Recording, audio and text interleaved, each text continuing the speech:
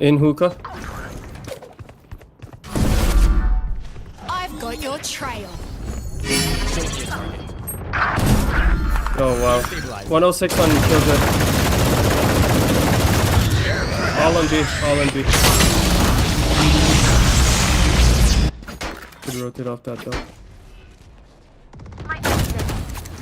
Killjoy's 1 HP. One thing. Left and right, left and right. One enemy remaining.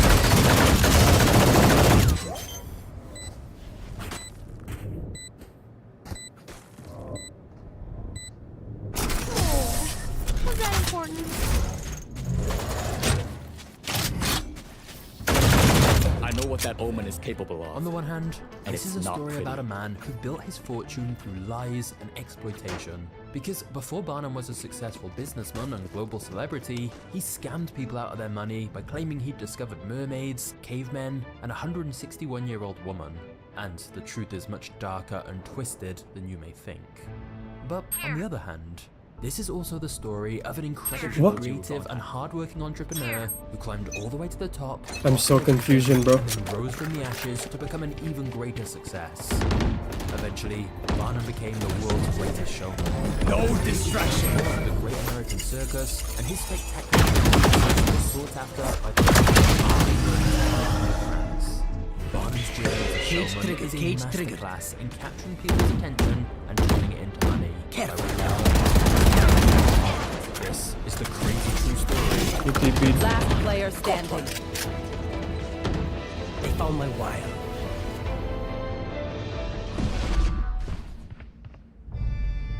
Spike planted.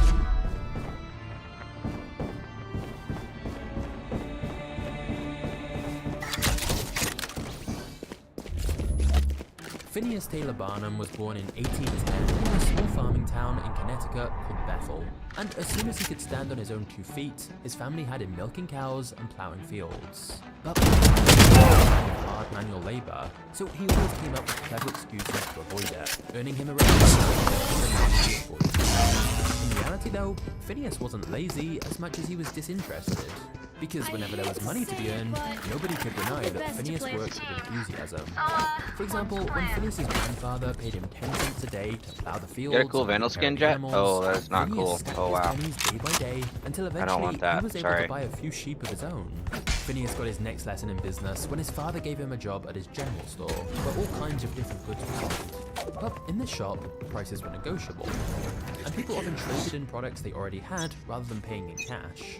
And this meant some customers tried to cheat their way into a bargain by packing Over there. stones into wheat bags to make them seem One heavier, long. or just tricking Phineas Sky's into long. lowering his prices. Too long. So in the general store, Phineas quickly learned the art Dogging of out. Ready. and by the time he was 12, he was a clever salesman who saw every situation as an opportunity to Joke's over! You're Phineas dead! continued honing his skills in the rifle store through his teenage years. Breaking down. Now, Phineas's father had tried his luck in many different businesses. Aside from the general store, he Went tried TP off catering, this. farming, Yeah, they did. stables, a tavern, and even operating a delivery wagon. However, none of these ventures were ever very profitable, so when he passed away, the Barnum family was left drowning in debt. Phineas had to take a job at another nearby store. This time though, the store wasn't paying him much, so Phineas had to get creative in order to make some money for himself and his streaming talent. Thus, Phineas decided to host a lottery at the new store, and he promoted it heavily. Spike planted.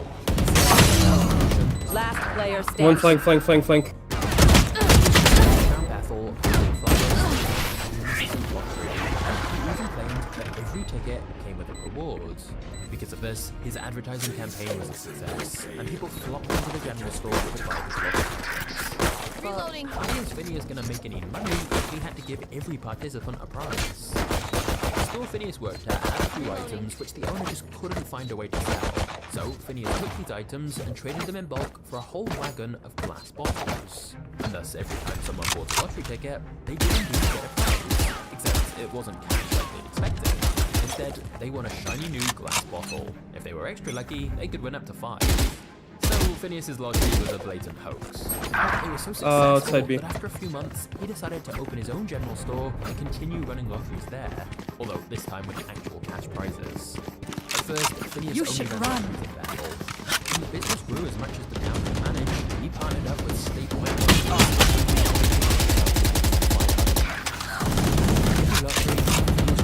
Spike down B. Help me. Sales. Seeing how successful this was, he started his own newspaper, the Herald of Fame, advertised his luxuries even more. Could be Phineas elbow. was barely 21, and owning his own newspaper gave him more power. CT. Possibly. Sometimes, instead of promoting his own business, he used the newspaper to spread rumors about others. As a Going result, back long. Phineas was sued for Phoenix. libel, fraud, once by his own uncle. And one of these lawsuits turned out to have very drastic consequences. Phineas published an article accusing a local of loaning money to an orphan at highly unfair Spike interest planted. rates. But they subsequently sued him and won the case. So Phineas was faced with a choice. Last player standing. $100 in fines and court costs, or he could spend 60 days in jail. And to the surprise of everyone, Phineas chose Enemy remaining. 3 out of 5 behind bars. Phineas was the talk of the town. In fact, some came to see him as a local hero for calling things out that seemed unfair. And when he was released from prison, Phineas was met by a huge crowd of people and a marching band. What unfolded was basically a big celebration, where a speech was given defending freedom of the press, and Phineas was then paraded through town. But of course, celebration events don't just get done by themselves. And so, even though Phineas let people assume this was all spontaneous, Phineas obviously set up the event himself, didn't bring a snack. as he'd still been able to write letters. Did whilst anyone in bring a prison. snack? Why did he do that? Well, by now, Phineas had learned the power of capturing attention. And because of the tremendous spectacle Phineas put on, he was hated by those who opposed him and regarded as a hero by everyone else. In the end though, Phineas wasn't concerned with people's individual opinions of him, because the result was all the same. Thank you. He had everyone's attention. As the most famous man in town, his lottery business took on more customers than ever before. However, in 1834, everything changed, as the state of Connecticut banned One long. lotteries. Overnight, Phineas's business Amazing. Amazing. You're him. This setback would put Phineas on an even more ambitious path to become the world's greatest showman. Not. Have you been suffering from the after effects of a car crash? The good news is Careful you're still for the, entitled to a 5 or bathroom 6 TP. figure settlement if it happened within the past 2 years. Yeah, the TP. Link around this video to discover how I much need you're entitled those to. guns though. Fill out a free 30-second quiz and you're done. Because if you've had to One miss enemy or remaining. been hurt by a motorist, Spike down A. you may be owed money and you don't even know it. It could be a 5, 6, 7-figure settlement. Simply click the link to find out. Over 25,000 accident victims have recovered $15 billion collectively with free case evals without stepping foot in a courtroom, paying excessive legal fees, or need a trying gun. to navigate the insurance Thank gauntlet alone. Even pedestrians, rideshare users, cyclists, and motorcyclists got the justice they deserved. Like Steven. When Steven first came to us, he was facing a lot of I hope this one's uncertainties in his exciting. life, and he wasn't sure if his case was going to be worth anything. Turns out, if he hadn't filed a claim Joke's with over! us, he You're would have dead! missed out on over $100,000 in settlement from an accident that was over a year ago. It's possible. No matter what you thought in the past, you can get money you're owed, and possibly a lot more than what you were expecting. Back up, I can heal you, Jet.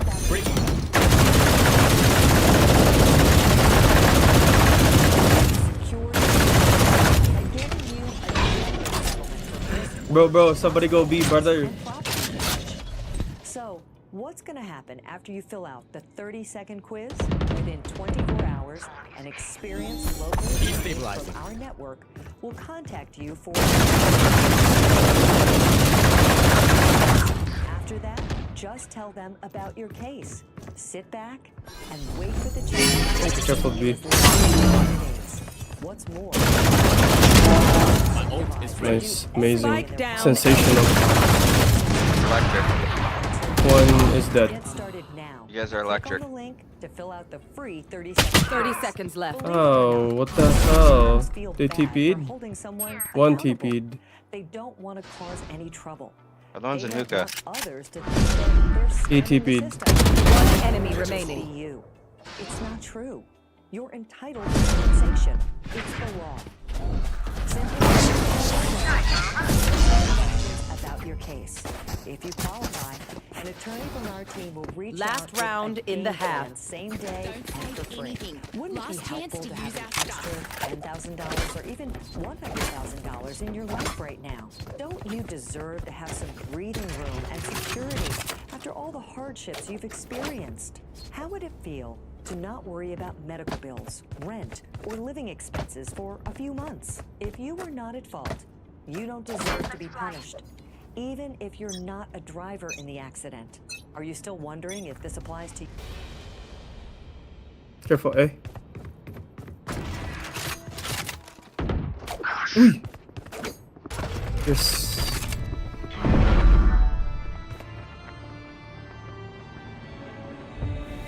I've got your trail. Is that coming out of bathrooms? It is. Yeah. Go, Jet, go. I will anchor. His first business was a grocery store, and one of his customers enemy down. You see, this customer ran a traveling show where the main attraction was Joyce Heath, an enslaved woman They're who claimed coming. to be 161 years old. She also claimed that more than 100 years ago, she'd been a nurse to George Washington, the United States. They're both on side. Planted. The customer had sold his share of the act, though. He told One Phineas long. that his former One partner was enemy the remaining. buyer. When Phineas heard this, he couldn't resist the opportunity. And two. When she did, Phineas Yeah. Joyce was totally blind, toothless, and one of her arms was paralyzed. And yet, despite this, enthusiastic. Of course, Joyce wasn't 100 Switching years sides. old, and she never knew George Washington. But according Every to fight Phineas, is a she lesson. might as well have been called 1,000 years old. It was quite convincing. And Joyce's owner produced a very old-looking yellow document that supposedly verified all this. Now, Phineas would have been well aware this was fake. But back then, curious human exhibits were common in America, and Phineas saw this as a golden opportunity. So he played along with the fantasy and agreed a deal to exhibit Joyce Where are we going? B, A. all for just $1,000. It's an unthinkable concept nowadays. Phineas was basically renting this elderly, disabled slave and putting her up for display so he could make money. Rip A. But back then, slavery was still legal in some states. And even though it wasn't legal in New Careful, York, close where left. Phineas I'm was, not making it. Joyce's owner was in Kentucky. And so, through a loophole, Phineas was essentially able to All Phineas had to do now was become a and he used the same strategy as when he ran the advertised. Breaking down. Go through mid. Exaggerated Or go through drawings the of TP right Joyce here. and produced more certificates that supposedly verified her story. Ads were also declaring she was the greatest natural curiosity in the world. But the real stroke of genius was when Reloading. Phineas gave a private showing of her act Enemy spotted B. and paid them more than $200 Spike down. Oh no. filled with announcements calling Joyce a greater star than any other performer of the present day. As a result of the public performance in New York, a huge crowd showed up and all the tickets were sold. But best of all for Phineas, the performer who sold There should be no one on flank. 2 weeks. Phineas Gotta calm down, bro. One One flank. watching the crowd closely. Whenever he saw attendance fall even slightly from its peak, he ran off to another show to keep the demand high. And Phineas kept advertising the show Reloading. even if he wasn't around at the time. So this way, if he ever returned 30 to the place, seconds there was left. always a reliable supply of customers waiting for his acts. However, although this worked for a while, after doing endless shows, eventually demand did start to drop. And since Phineas still had months left on his contract for Joyce, he had to get creative. A few days later, newspapers started claiming that Joyce wasn't a 161-year-old woman. In fact, she 10 wasn't seconds human left. at all. Instead, I have retrieved the spike that she was foolish.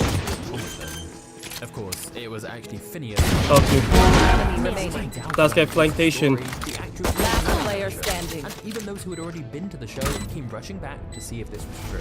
However, after Joyce died in 1836, Phineas did something even more controversial. Phineas sold tickets for one final show, Joyce's orgy, where a We're doctor earning would our prove vacation once and time. for all Yeah. her identity. So even after she was dead, Phineas was still making money.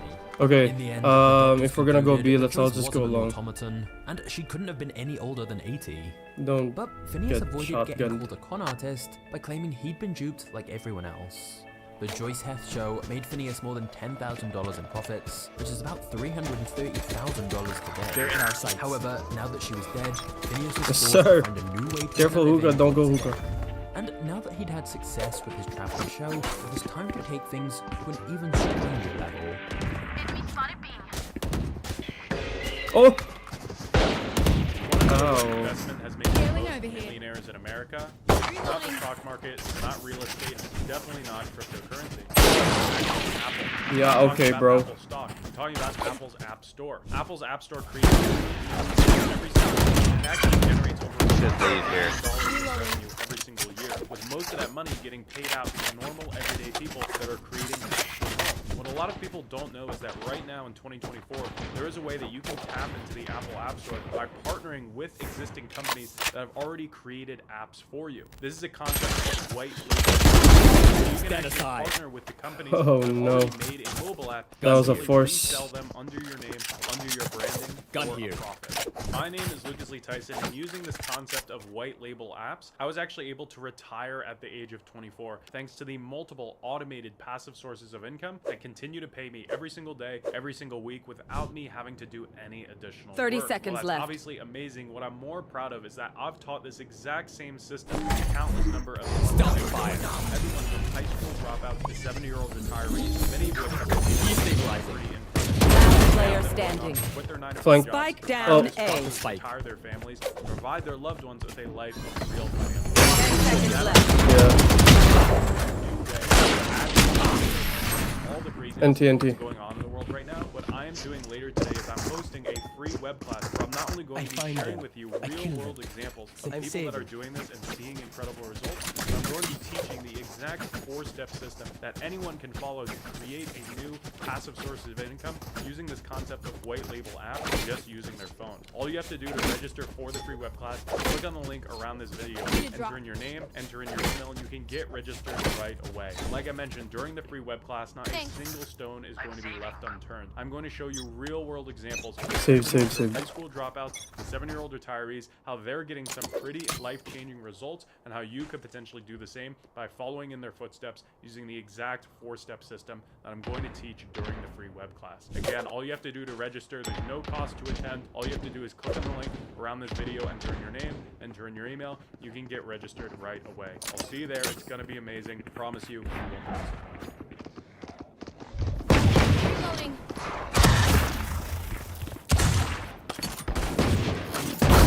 Enemy spotted A.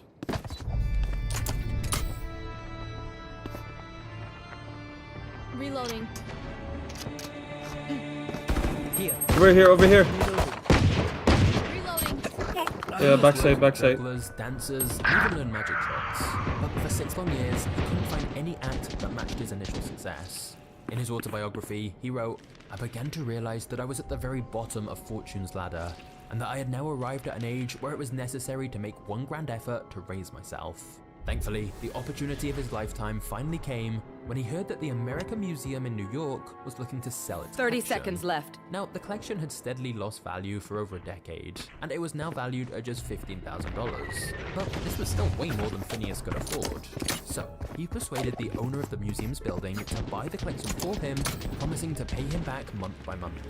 Taking on this enormous debt meant that Phineas absolutely had to make 10 a seconds left. success.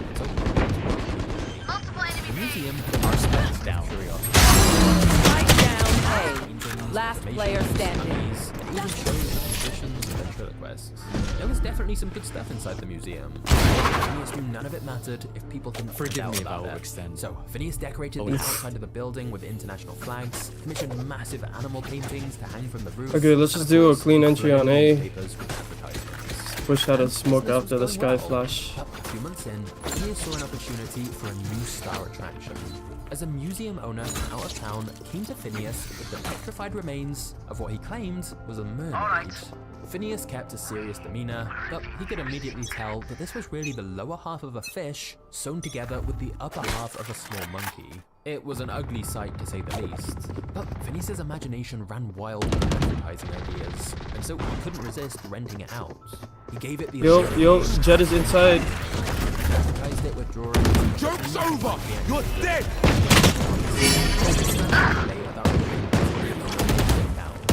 course, Phineas was ecstatic. Distraction. You see, even though most of Phineas the wildest and most deceiving exhibits in the In bathrooms, in bathrooms. Heaven. The museum hoping to see a mermaid. TP. Overshadowed by the Yeah, thousands TP. of exhibits the museum had to offer. One's flanked. Visiting the American Museum was not only entertaining, but also educational. And if a bit of creative advertising was needed to pull people in, Oh, shoot that. Baldwin was running a fun little ruse that Phineas's promotions were enough to take the museum's revenue from around $10,000 the year before to almost $28,000. So in just a year and a half, Phineas was able to keep the collection in its Flank. entirety. Like, By now, hookah. he was fully dedicated to making the museum a massive success. One's on CT. Well, 2 CT. Customers. Last player He decided to standing. switch up his strategy. Over the years, Phineas had learned that his greatest talent was showmanship. So he decided to turn the museum into the stage for a variety of Tough. exciting performances. And he was about to meet the star. One enemy My remaining. boy's gone. Last guy's flanking.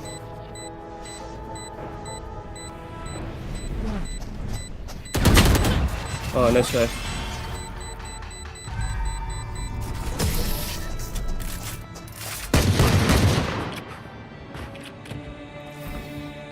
If you see one of my creatures, it's a good thing, right? In late 1842, Phineas met Charlie Stratton, a 4-year-old boy with dwarfism. At only around 25 inches tall, Charlie's head barely surpassed Phineas's knees. And this gave Phineas an idea. Phineas offered Charlie's family $3 a week plus expenses for him to perform at the museum for a month. They gave him the stage name General Tom Thumb and advertised him as if he was 11 years old, so that his short height would seem even more impressive. During that first month, Phineas spent days Spike. and nights training Charlie to perform on stage. And to his surprise, Charlie was a natural entertainer.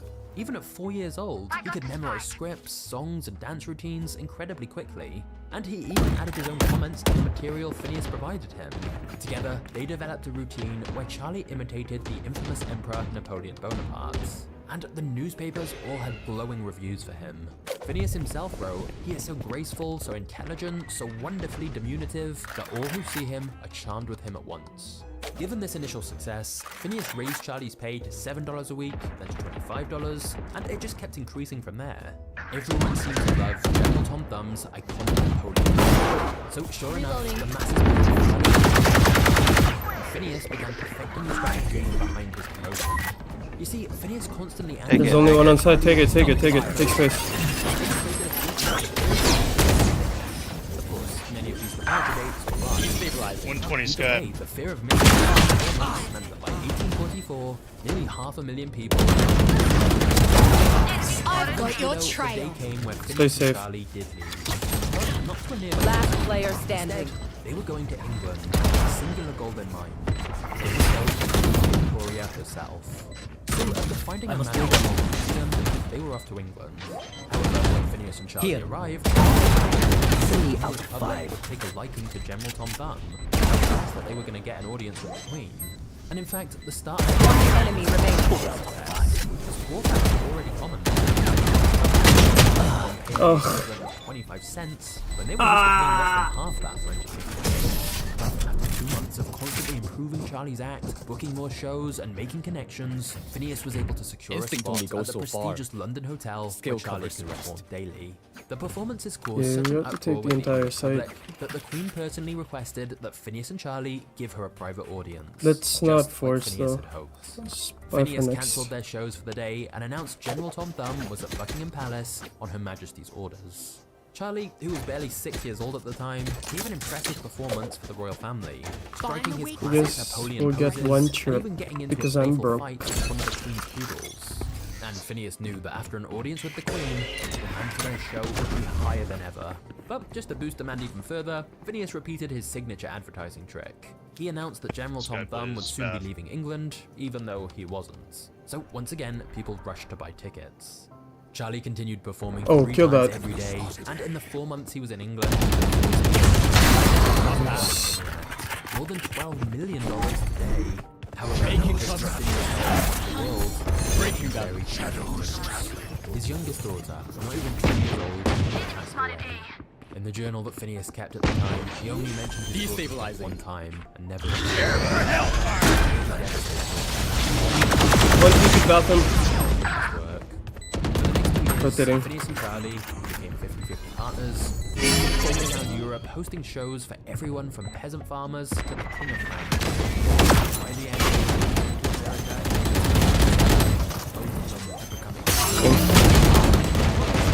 during his years in Europe, Phineas had also been writing publishing in America. This had become Keep pinging, keep pinging. when he Oh, returned, Phineas was basically a national celebrity. He was making more money in a single day than he used to make in a week. With all this fame and wealth, Phineas had planned to take a break and spend more time with his family. But then quite suddenly, his life went in a very different direction. My ult is not ready.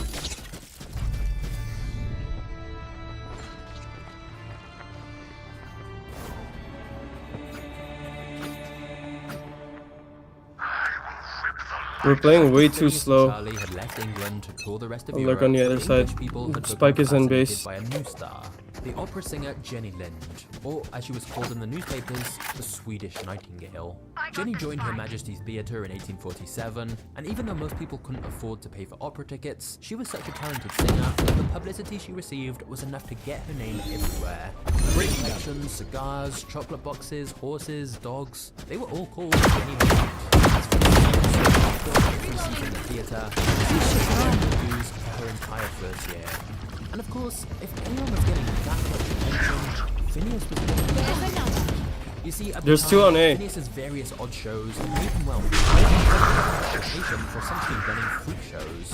And now Phineas was the more sophisticated. And so, Jenny seemed like the perfect candidate. Healing up U-Haul, The U-Haul. opera was even more successful than the last.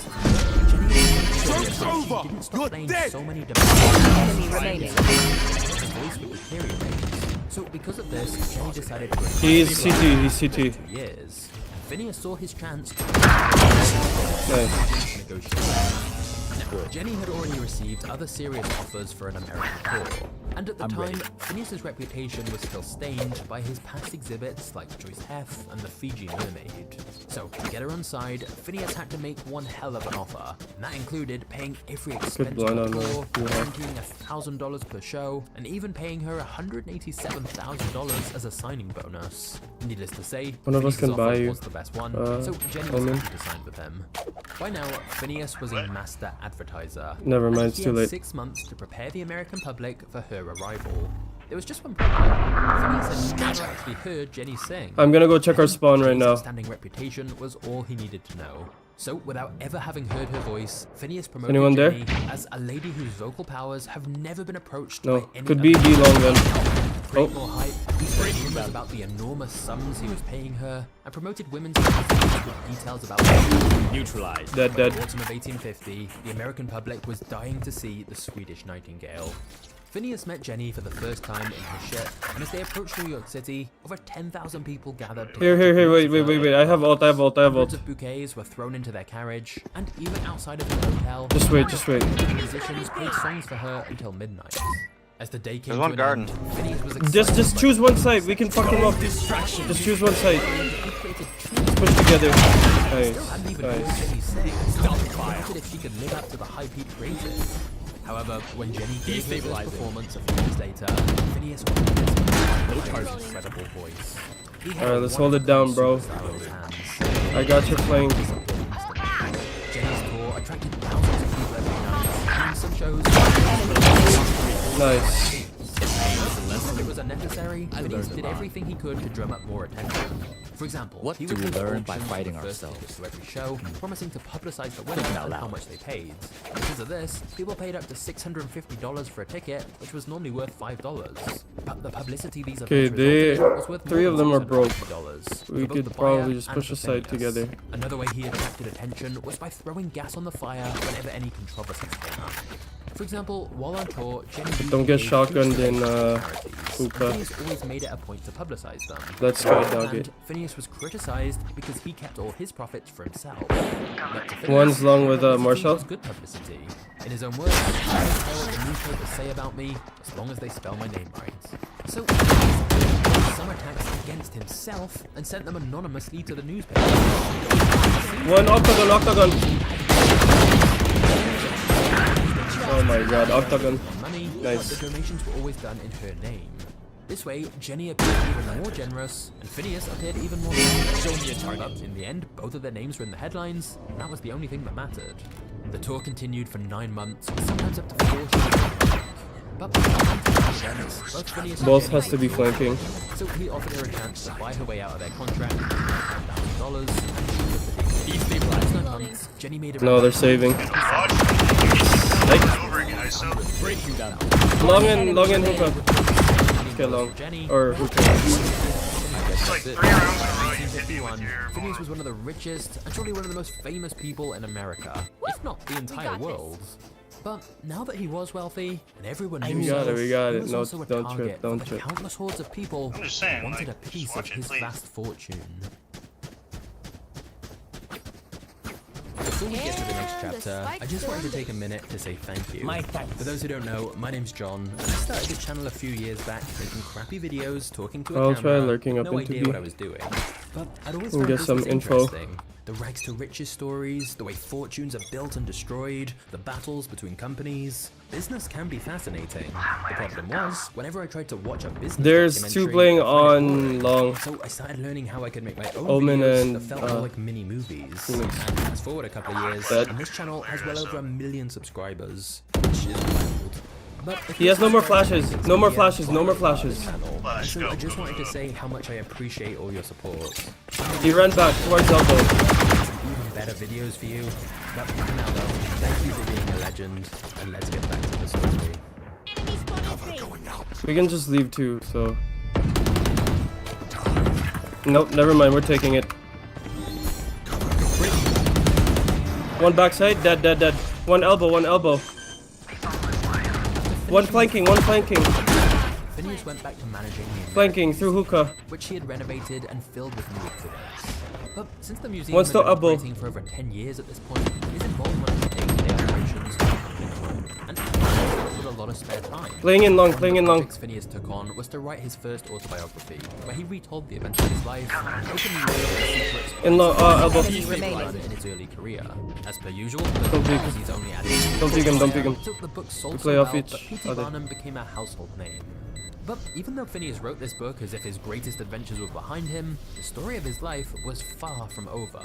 You see, since Phineas was both rich and famous, countless people approached him with all sorts of business opportunities. In his words, some of them were as wild and feasible as However, Phineas saw no benefit in having so much money I can buy if two. he wasn't doing anything with it. And with so much time on his hands, he threw his money into some sensible investments, but also lots of wild ones. For example, Phineas invested in a traveling circus act, request an invention Omen, called a I'm fire about to max annihilator, out. a huge outdoor museum, a clock-making company, and even started a sister city next to Bridgeport, Connecticut, where he lived. Most of these investments were either disappointments or outright failures. But feeling overconfident because of his earlier success, Phineas just kept making more and more bets. To make things worse, Phineas didn't pay much attention to his finances, and this was a huge issue, as for 5 years, Phineas's cash reserves were going down okay. and his debts were running out. But he wasn't really aware of it. By the time he noticed, it was too late. In 1856, Killjoy is playing in one hookah. bad investment set off a terrible domino effect. First, the clock-making company he poured over Nice, good. $110,000 into went bankrupt. This was already terrible news by itself, but the company was also supposed to start a factory in the city Phineas was building and employ thousands of people. When it went out of business, the value of his properties in the new city plummeted overnight. You're dead! Since many of his investments were interconnected like this, they all began to fail one after the other, and within a few weeks, Phineas Wait. Omen's in. was unable to pay his debts and forced to declare bankruptcy. There were only two independent assets Phineas could use to save himself. They don't know where you are, Omen. Museum, Nice, good pick. All A. Or all B, I mean. he would have been forced to liquidate the I've museum got your for their trail. debt. Enemy remaining. Nice, last guy CT. For $1 he then sold his business Nice, GG's. also for $1. Attackers win. The museum was protected, but the lease still had to get paid. So Phineas rented the museum's collection out to some of his associates, who promised to pay $19,000 above the museum's lease every year in exchange for the right to run the whole operation. Obviously, this was a very big step down for Phineas, but it at least gave him some income to support his family. However, it was still nowhere near enough to cover even the most immediate of Phineas's debts, so he had to abandon his mansion and mortgage it 3 times. Of course, paying one debt with another is risky business, but this was a desperate situation, so he did it anyway. Phineas and his family had to move to a small rental apartment in New York, where they lived with his landlady and her family. Now, Phineas had lived like this when he was young, but for his daughters, who were used to mansions and servants, it was a huge step down. And considering that Phineas absolutely had to pay off his debts, he was faced with a tremendous challenge. With no investments, no museum, and no superstar to rely on, he had to recreate his initial success, starting once again from the very bottom. Thankfully though, Phineas had one important tool at his disposal: his reputation. Thanks to the name Phineas had made for himself in show business over the years, people came to him with new acts, so he was able to put together a new catalogue of shows. And Phineas got some even better news when Charlie Stratton, who had played General Tom Thumb, reached out offering to work with him again. Charlie had been busy touring America and was 18 years old now, but when he heard that his old partner needed some help, he wanted to be there for him. Together, they sailed over to Europe, where Phineas gave public lectures, put on his new shows, and worked alongside Charlie once again. Of course, since he had lots of experience in this already, Phineas was getting back on track to paying his debts. But then, Phineas was given news of an unfortunate catastrophe. Overnight, his mansion in America had burned down to a crisp. And since he was so short on cash at the time, Phineas had stopped paying for its insurance. This meant that he only got a small fraction of the property's worth back, and because the building was mostly in ashes, he also had to sell the property at a massive discount. It was another big setback, but at least selling the land got him closer to paying off his debts. And after 3 more years of running shows in Europe, his ledger was almost clean, and so he decided to return to America. A year later, Phineas bought back the lease from the American Museum's collection from his associates, which gave him an additional income of $90,000 a year. And so finally, in 1860, after turning 50 years old, Phineas was on the way up again. However, if Phineas thought things were going to be straightforward from here, he couldn't have been more wrong. Hey guys, I know some of you have been asking when my YouTube course will be ready. It's been in the works for about a year now, as I wanted to make sure it's the best on the market by far. And the good news is, it's now in the final stages. So if you're interested in learning everything I know about writing videos, editing videos, growing a channel, building a team, and how to make lots of money from it, then just click the course link in the description below.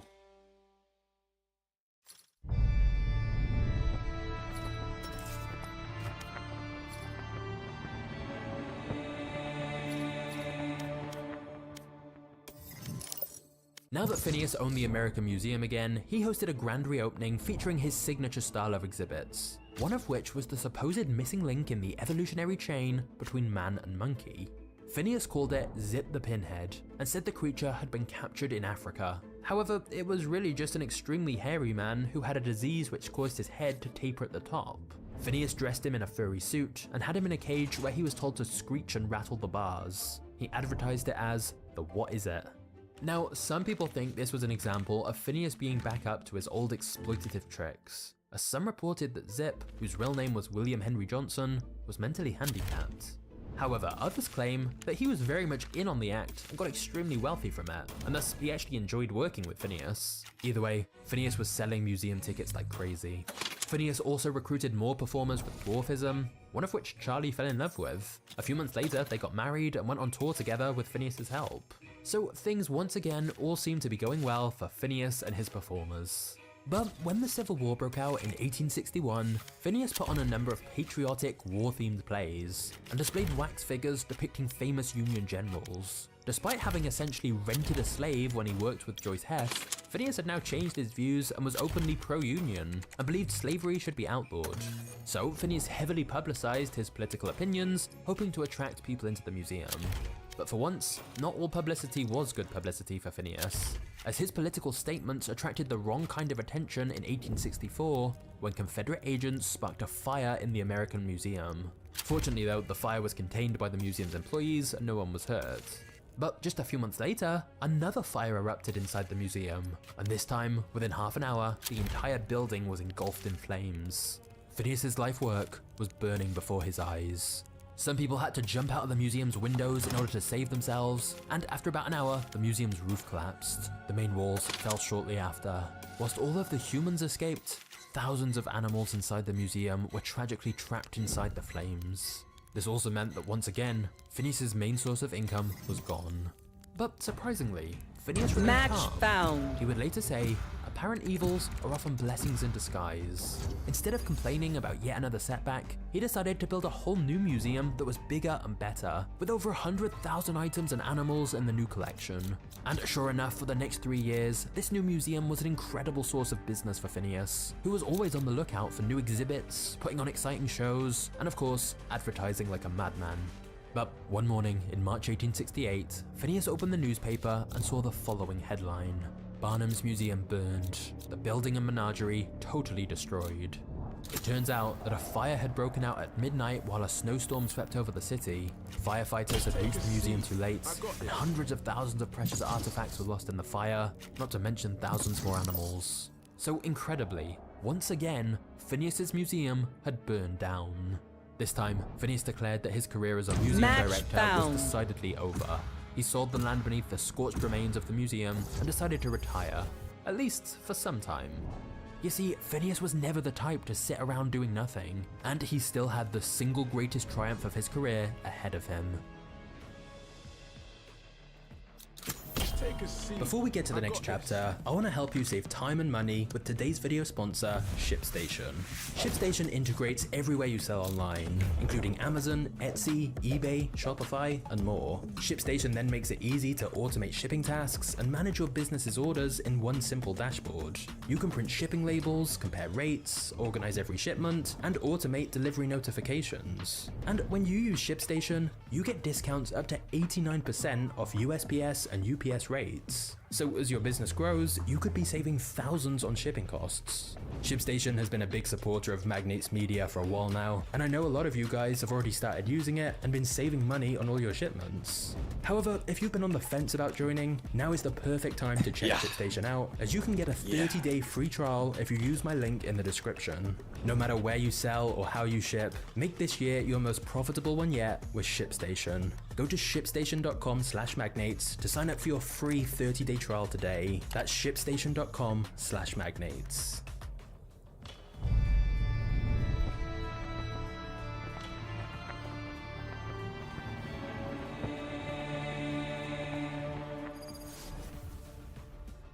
Phineas had decided to fully retire after his museum burned down for the second time in 1868. But after writing a second edition of his autobiography, he concluded that he wasn't made for an idle life and chose to make some investments in show business. So Phineas got in contact with some of his former employees who were planning to start a traveling circus. And with Phineas's name attached to the project, it would surely be a success. They called it Barnum's Traveling World's Fair. Phineas would own 2/3 of the show and pocket 3% of its profits in exchange for his investment and his talent for finding acts. He quickly got to work amassing a host of curiosities, ranging from giants and conjoined twins to elephants, camels, and Egyptian mummies. Technically though, this was only an investment. Phineas wasn't obligated to travel with the crew, and once everything was set up, he had no reason to get involved in operating the circus. But after 2 years of retirement, getting back to work sparked his passion for show business again, and he poured all his energy into helping the circus. And it was lucky he did, as they had one particular issue that threatened to bankrupt the whole project. You see, the circus was going to be an operational nightmare. It would take some next level coordination to care for the animals, promote the show, keep track of the finances, and manage more than 1,000 employees. The most complicated challenge was going to be moving everything and everyone, because it was basically like moving a small town from one place to another in just a few days. If Phineas didn't find a way to solve this, the delays between one performance and the next would be too big, and the production would miss out on hundreds of thousands of dollars it desperately needed to become profitable. So, to solve this issue, Phineas proposed an ambitious solution. They would transport the entire circus via 65 railroad cars. It wasn't going to be easy, as this meant creating a standard procedure to unload the entire circus from the trains, set it up for performance, and pack it back up in an efficient way. And if people didn't coordinate themselves perfectly, it would take way too long.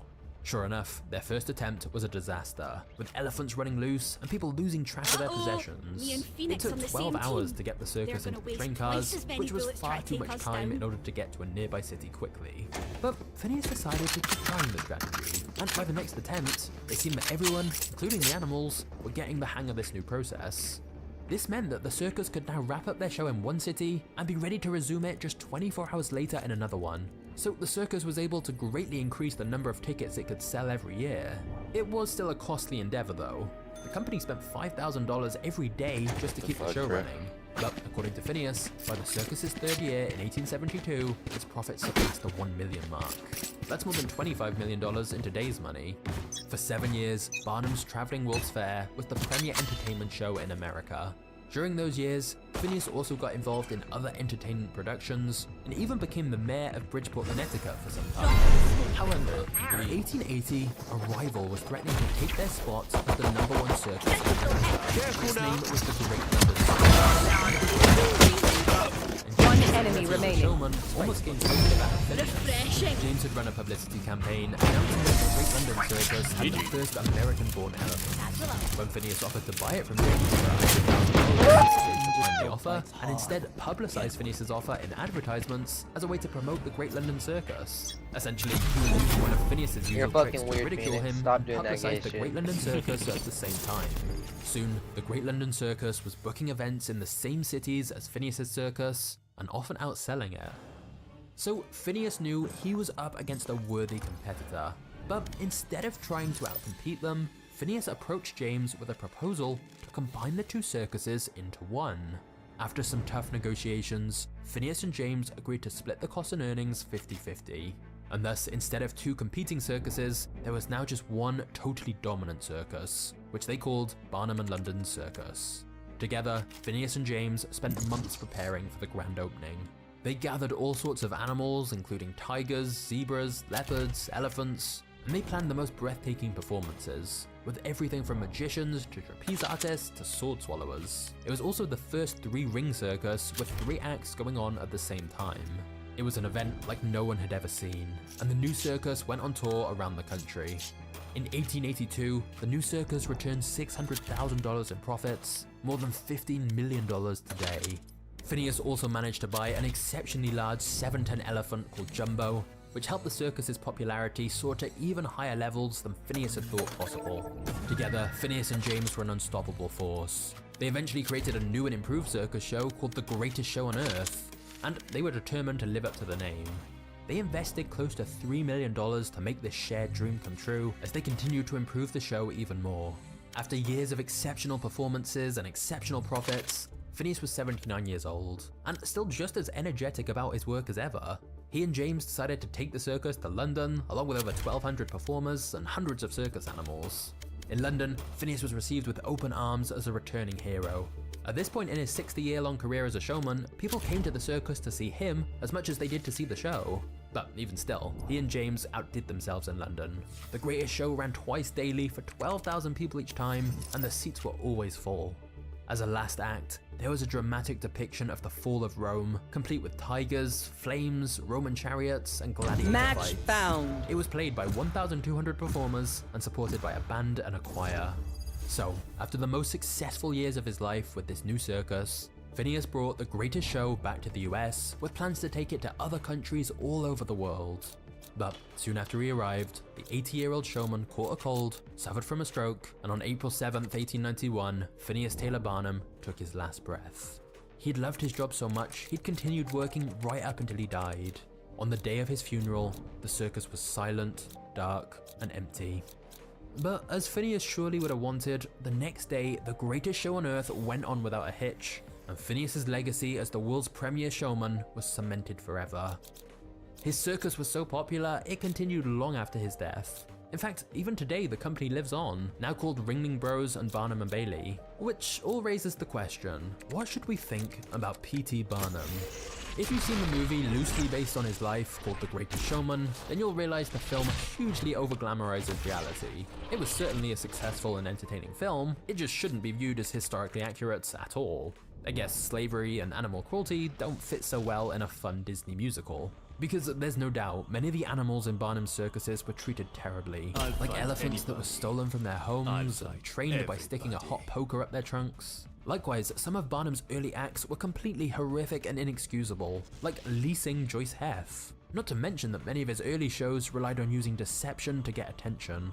Having said that, some people have tried to make P.T. Barnum out to be a completely evil monster, and there's definitely an argument that it's more complex than that.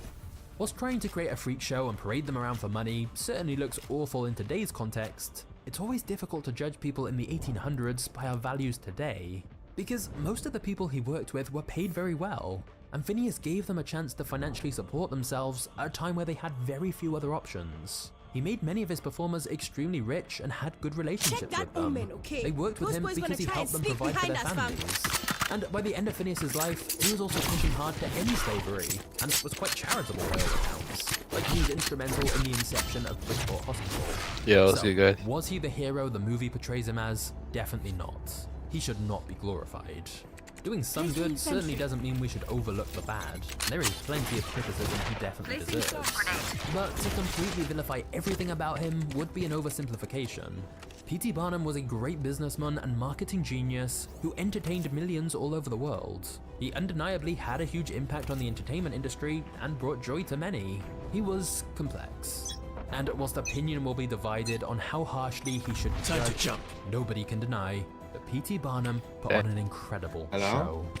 But if you want to see the story of a real scam artist, you have to check out the scammer who sold the Eiffel Tower twice. Just click the thumbnail on screen now to watch this next video, and I'll see you there in a second.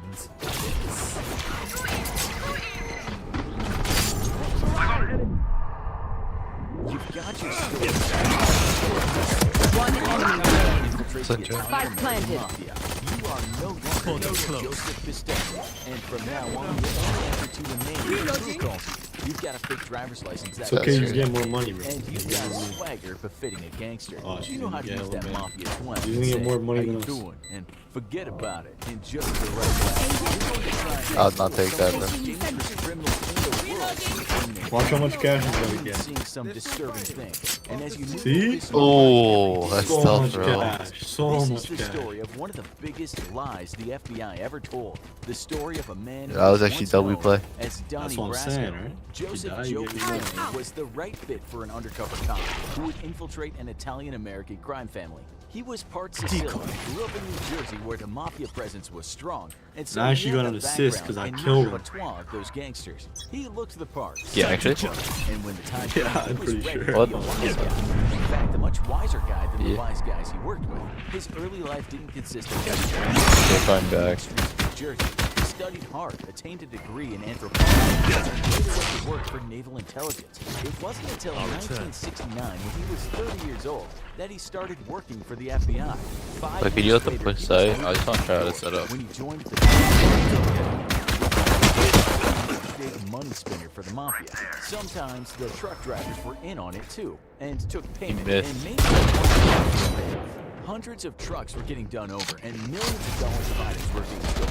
It didn't really matter what the bounty was. It could all be sold. In 1974, when Pistone joined one's that close family, up. the truck hijacking business was bringing in $4.2 million a year. checking. Something had to be done, but it wasn't the truck hijacking that made Pistone the name in the FBI. Oh, shit. It was when he went Yeah, bro, you undercover gotta- for the first time. Let them push, bro, let them push. The FBI knew they had a man they could use. Oh, shit. It was 1976 when Pistone put his hand up and said he was willing to go undercover again. But this time, the assignment 30 was seconds about left. as dangerous as could be. He said he'd infiltrate one of the 5 families that ran New York City's criminal life. That was the Bonanno crime family. Bomb grenade out. Including the sex slang of the gangsters. He'd grown up with Last player standing. Fuck, bro. heritage, and as he proved, he could work well undercover. There wasn't really a better man for the job. 10 He just seconds needed left. to do the backstory. Spike planted. One enemy remaining. How much he loved his grandmother's pasta con la sarda and mouth-watering cassata siciliana, he had the no names in the mafia. You got and fire how in the your eyes, organization Phoenix. worked. I He like had made that. up past loves. Damn, bro. He'd been kicked around the dark streets, and that's how he got into crime. Yo, His whoever principal income gave was the jewel gecko at theft. Outlaw If should you're a quit. jewel thief, you have to whoever know a gave thing the or two gecko about is sick. jewels. Banger. This was a tricky part of the backstory, and Pistone had to spend some time studying gemology. He bought He was this thing. tasked with bright flying colors. His name was erased. He was expunged from history. There was no Joe Pistone now, only Donnie Brasco, the jewel thief. It was intended that he'd stay this way for 6 months, but as you'll see, things didn't quite work out that way. One day, this man named Donnie turned up in Little Italy. He frequented restaurants and hung out in bars. He always seemed to have a lot of cash on him. Oh, While he cutting didn't through the immediately first tell step the to a folks he journey. met why this was, he did get particularly friendly with the barman at one place. Then, he let it be known that he had jewels and he knew where he could get more jewels. He was useful to any criminal empire. With all the cash he had, he was obviously pretty good at his job. You have to think about how dangerous this was. It wasn't like he was working in Alaska.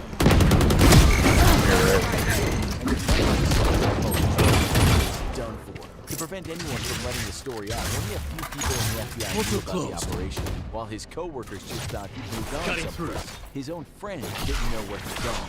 The man was a ghost. He couldn't be seen to be big time, otherwise someone would have already heard of him. But the act was that while he was small time, he would certainly get involved with bigger things and likely earn for a living. It actually someone from the Colombo crime family. There, he started working for Jim. Oh yeah! Monster on the loose! loose! Got most of them 30 seconds left. really the higher echelons of mafia crews, but it was a start. The funny thing is, because he was so undercover, the New York Times soon had a file on him. That file said he was a crook and a new addition to the Greca crew. Spike Don planted. Brasco.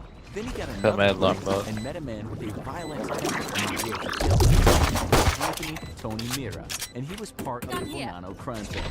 Now things got serious because Tony.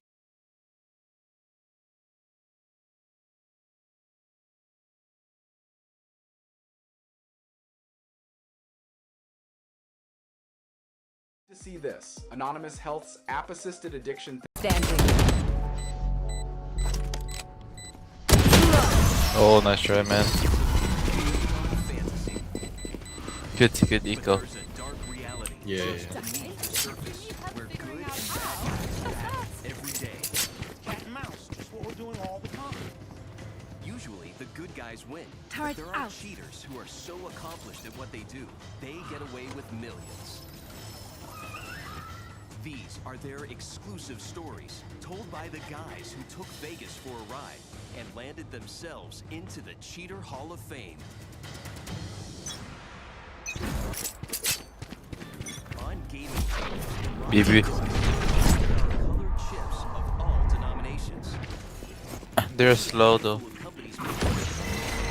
Find it out. What the fuck?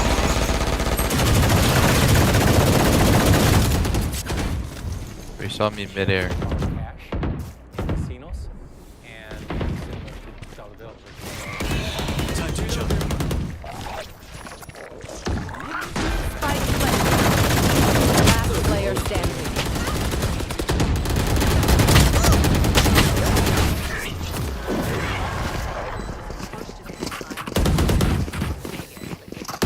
This is crazy. It feels like we've been doing this forever. They'd never really seen an operation like this before.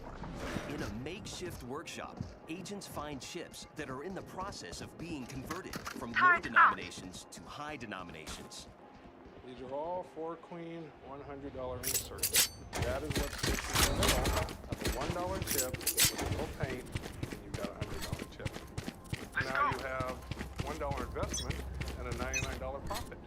I mean, it literally took some paint, some glitter, and a blow dryer, and a good idea. Behind the scam is an unlikely pair, two former construction workers. The mastermind is B. Eric Morikawa.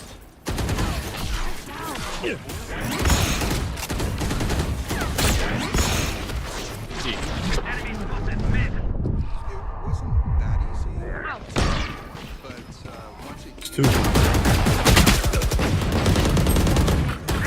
My ultimate's ready. Story begins in the late 1990s. Vegas construction is booming. are going up all over town, and older Spike planted. 60 and jet. 27. Reloading. Southern California. Watch your eyes! Concealment. Soon, Morikawa has more. Last player standing. Jeremy, I met at a bar shooting pool, and You man ready for a light show? I gave him a job. But Morikawa's new employee has a checkered past. Jeremy Lewis was the known bad guy. He had some drug and forgery warrants outstanding in California, and he had also had multiple arrests here in the Las Vegas area. Still, Jeremy's a good worker. For a few years, business is good. Then, in 2004, My out's not ready. The construction industry took a dive, and work wasn't really there anymore. We were all in the same situation. The money started to deplete, and we needed to take care of our families.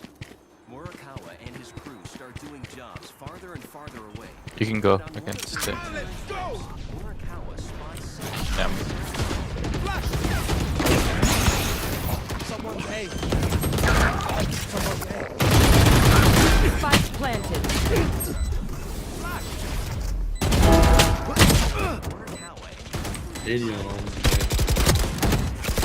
Last player standing. We went up to Vegas, and Placing alarm bot. we would get the chips from the table. My garage. Don't stop fighting.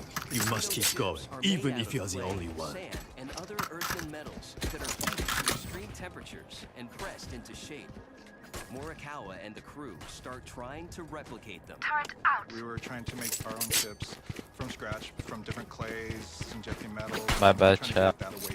It was hard. It was really hard. Placing swarm In order grenade. to pass, the fake chips must have the same weight, feel, and the hollow sound that real chips make when they're dropped. The team and this is the imposter.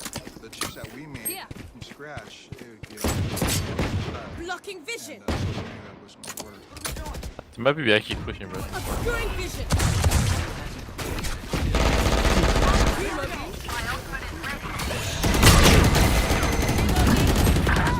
How the?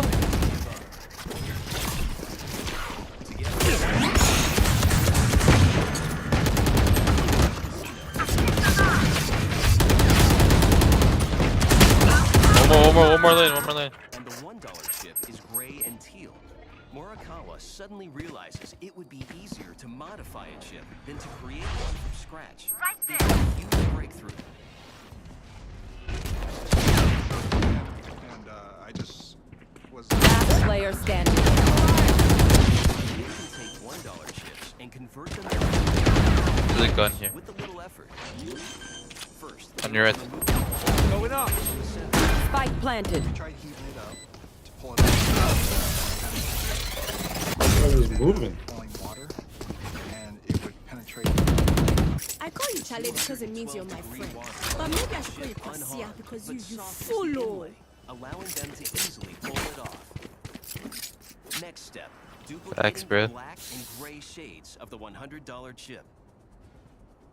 We would get our paints from an art supply store.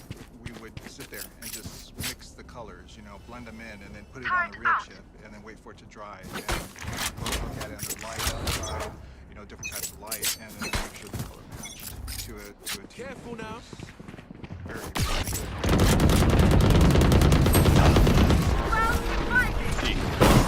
I don't. 68 on.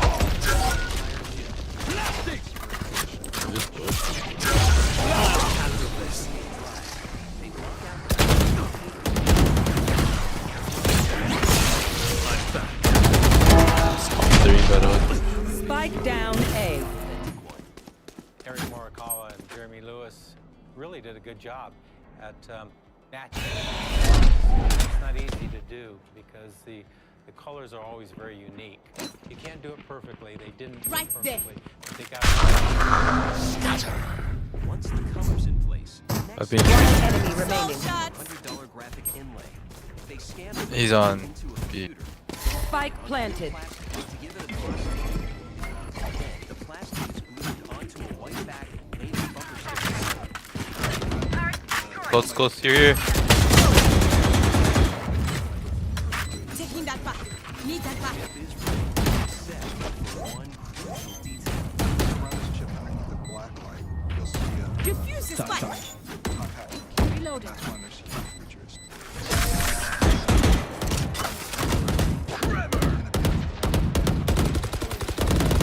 All outside, all there, lady. And we had a black light set up, so we'd check, position. They're random.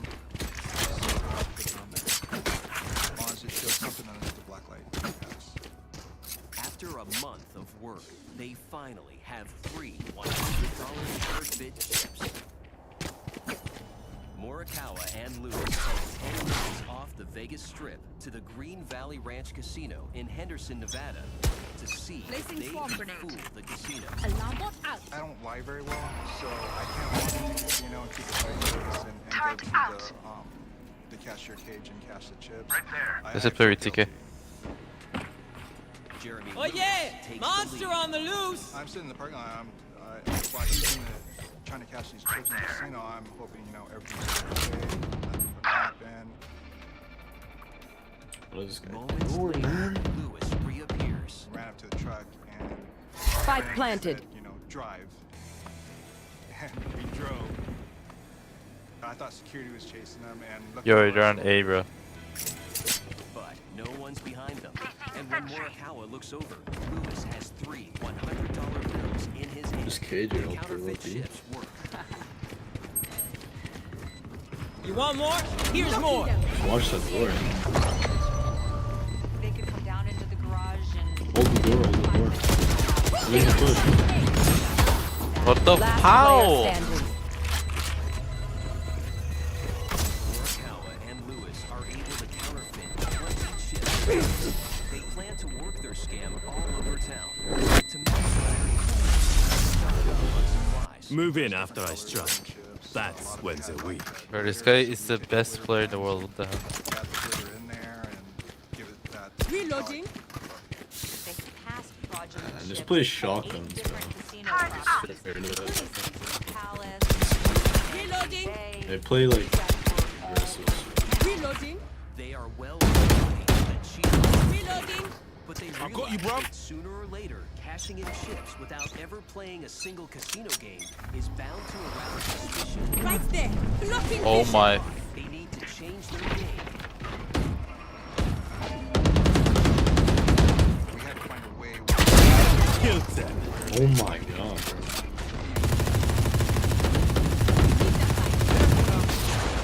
They start Reloading. at the game tables, buying real Someone's missed.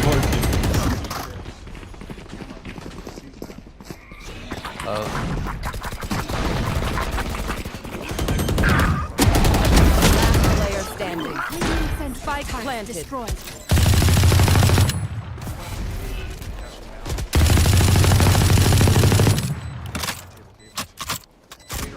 Calling my bot. Bomb grenade out. Morikawa and Lewis begin spending more. Graduated from 500, $1,000. Just swapping in the fusion cells. Okay, my arms are good. We can. We're doing a lot of eating out at nice restaurants and being on the strip. Morikawa Facing is the source sentry. of his newfound wealth from everyone, Alarm bot out. including his wife. Placing swarm grenade. Placing swarm grenade. She was getting new purses, clothes. I'll cut through. I counted 100 pairs of shoes in boxes in the closet. Yeah, she was. Good shit. Wait, back up a little. raining. I want to hear about your accident. What the fuck? Yeah, so 6 months ago, I was doing my usual thing, driving to work. There's a traffic light near the highway, so I was The helmet. and suddenly this truck just came out of nowhere and Spike planted. smashed right into my car. It was so bad, I couldn't move. I legit thought that I was going to be paralyzed. I imagined spending the rest of my life in a wheelchair or something. But the worst part was my insurance company wouldn't take any of my medical bills. So I had to pay $15K out of pocket for severe whiplash and back pain. Going up. Insane. That's the whole point of it. Right? Yeah, giant pain in the butt. Reloading. One enemy remaining. That's handgun defuse. Good shit. This podcast is sponsored by Grab a gun. If you were injured in a traffic Oh, accident in the last 2 years, that's not your fault. So the Click on the link to fucking find out fuse how much marker go settlement down. you're actually. Last round before the switch. Spend your money now. For 3 There's no months, bank Eric in and his hell. wife enjoy their extravagant new lifestyle. But partner Jeremy Lewis heads down a much different path. Yeah, 147 on rate of assist, bro. Would've been an ace. His Cypher 6 times my Phantom for 36, bro.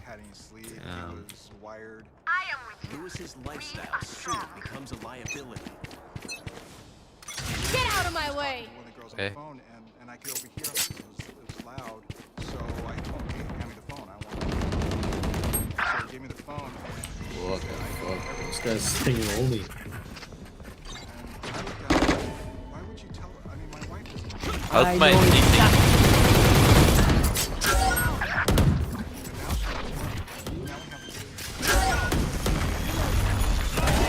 Spike planted. Yo, tree. Tree.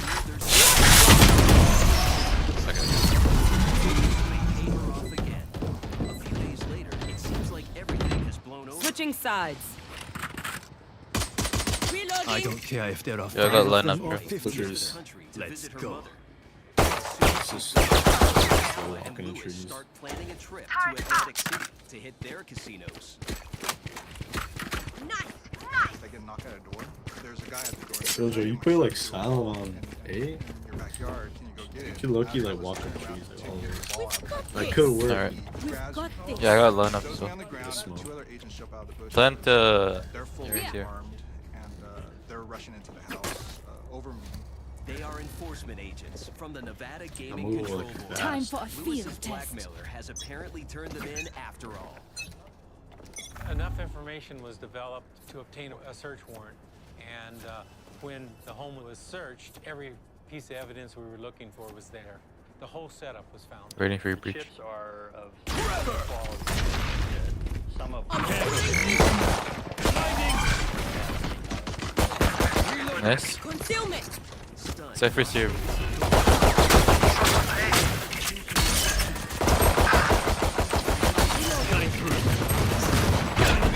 Let's get plant on, let's get plant on.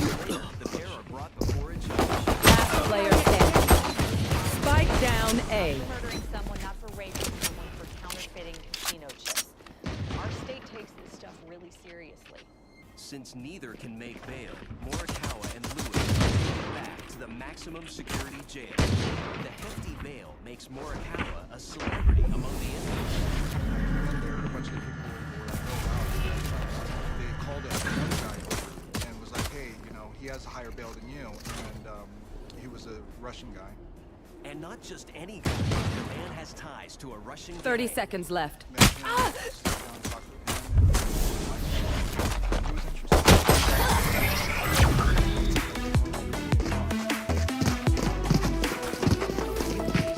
Come on! Get me in the line of fire. And it lowered my bail from, I think it was like 12,000. So, Reloading. Ripping off the casino. Reloading. Reloading. Reloading. Is not so lucky. Reloading. Forgery arrest warrants keep him behind bars. Morikawa is free, but deeply in debt. I made the... Now I have a case and I need to pay Who's also just been released from jail. The Russian wants Morikawa to teach him how to make counterfeit chips. Long front. I knew that if I got caught. once again. Last player standing. Debts. Spike down mid. Counterfeiting his way out. But this time, Turn down. for 25% of the profits, he agrees to train the Russian. Placing swamp. Take roads out of the way to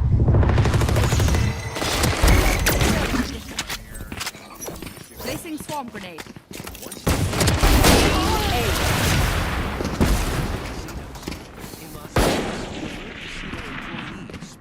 We doing this or what? They looked a little different in the rack.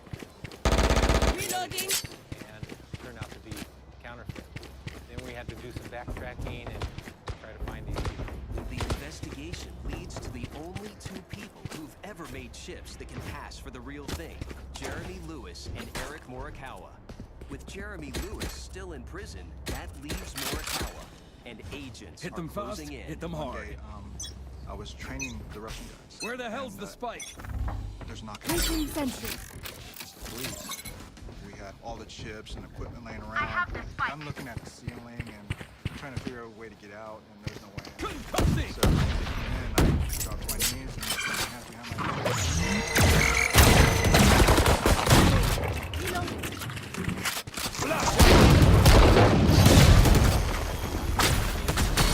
Seriously good.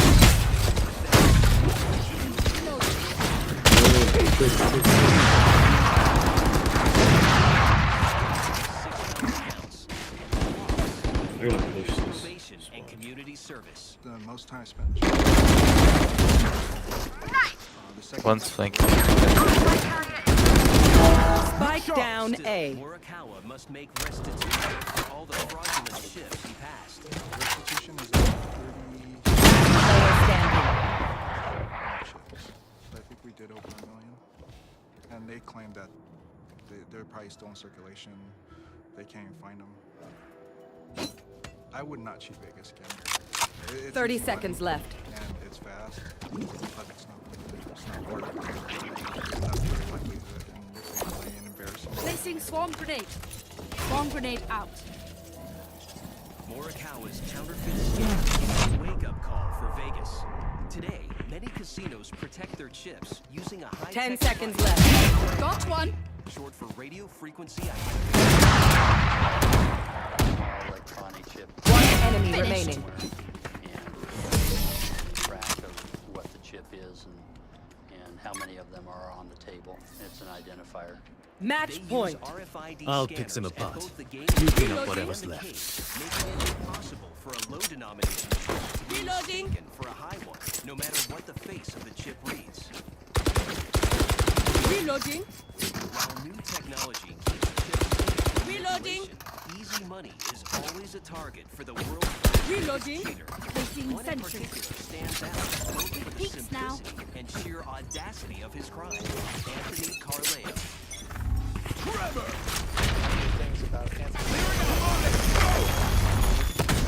Yep, spike better here. Phoenix, yes, spike.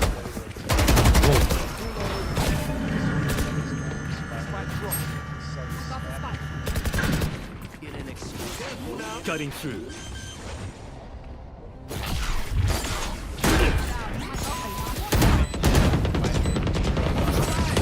And if you want to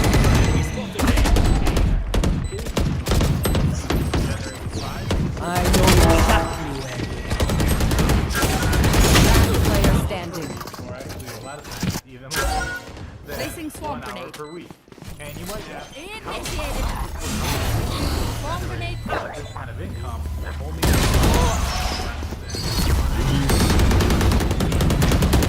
features on the phone. Most people don't Defenders know win. Snapchat, but I want you to imagine every time a tow truck made money, you made money too. Or if every time a local electrician got paid, you got paid too. Carleo tells us, in his own words, how he became one of Vegas's most notorious criminals. I don't know if you've ever been on a gambling pit or lost a significant amount of money, but you start losing it, you chase. With those losses mounting, Carleo is desperate. He concocts a bold plan to capture a cash jackpot. Your heart's beating or you're short of breath. A roller coaster ride of adrenaline. On his motorcycle, Carleo cuts through Vegas traffic with ease. He pulls into the Suncoast My Casino. ult is ready. I basically want to get in and get out in as little time as possible. The Suncoast is the West Las Vegas hotel casino that's usually frequented by local neighborhood people. Leaving the engine running, Carleo walks directly to the door. Black with a motorbike helmet from his waistband.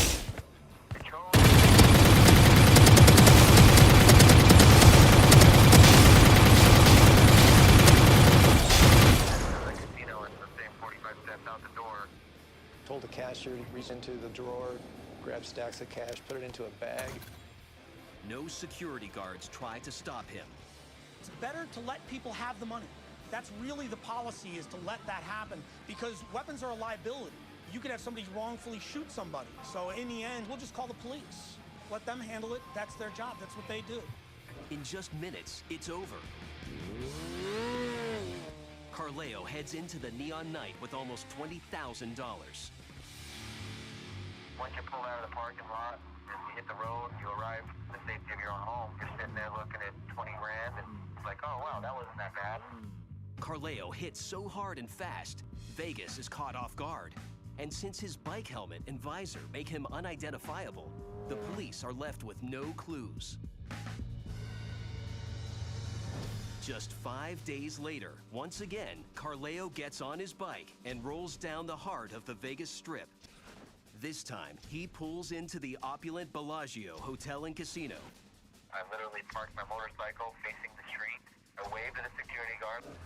Carleo jogs into the casino, but the cage is too far away to reach quickly, so he heads to the high-end gaming tables. Literally just walked up to the back of the table. I told everybody to move. I started grabbing the chips, shoving them in my bag. Went straight for the high-dollar casino chips, which were the cranberry-colored ones, valued at $25,000. He also grabbed several white ones, which were valued at $5,000.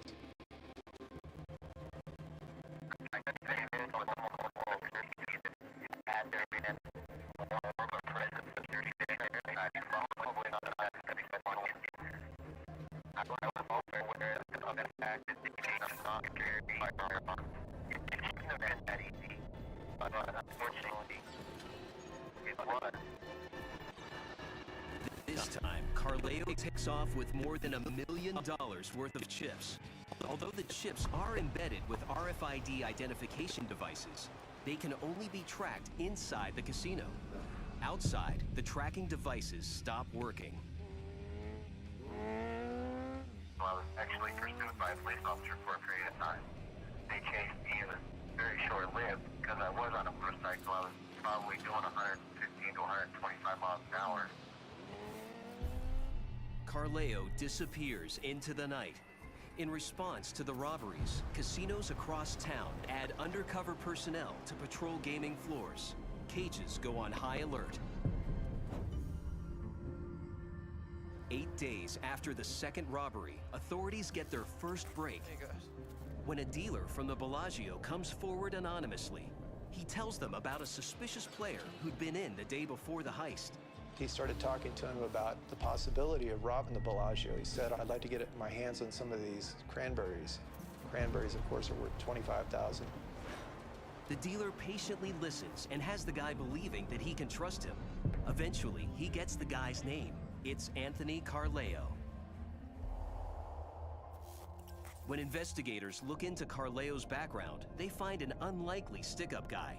Carleo is the son of a Las Vegas judge, but he grows up in Pueblo, Colorado with his mother. After moving to Las Vegas in 2009, he enrolls at UNLV to pursue his childhood dream of becoming a physician. He has no criminal record, but in his first semester at college, Carleo gravitates to the casinos. I was playing at a $2 to $5 Texas Hold'em game, and they go up from there. Place your bets. I was playing craps. There was nights I'd go in and $5,000 to $6,000 playing craps. 7 out 7. Go up and down. You have good days and bad days. When detectives check his bank records, they discover no reportable income other than a grant check from UNLV for $4,000. From an informant, they also learned that after a car wreck earlier that year, Carleo had been prescribed the narcotic painkiller oxycodone. Anthony Carleo certainly fits a profile of someone desperate enough to steal, but police don't have enough evidence to arrest him. But if it is him, it means there's a gambler with a drug habit and a gun looking to break even. He has an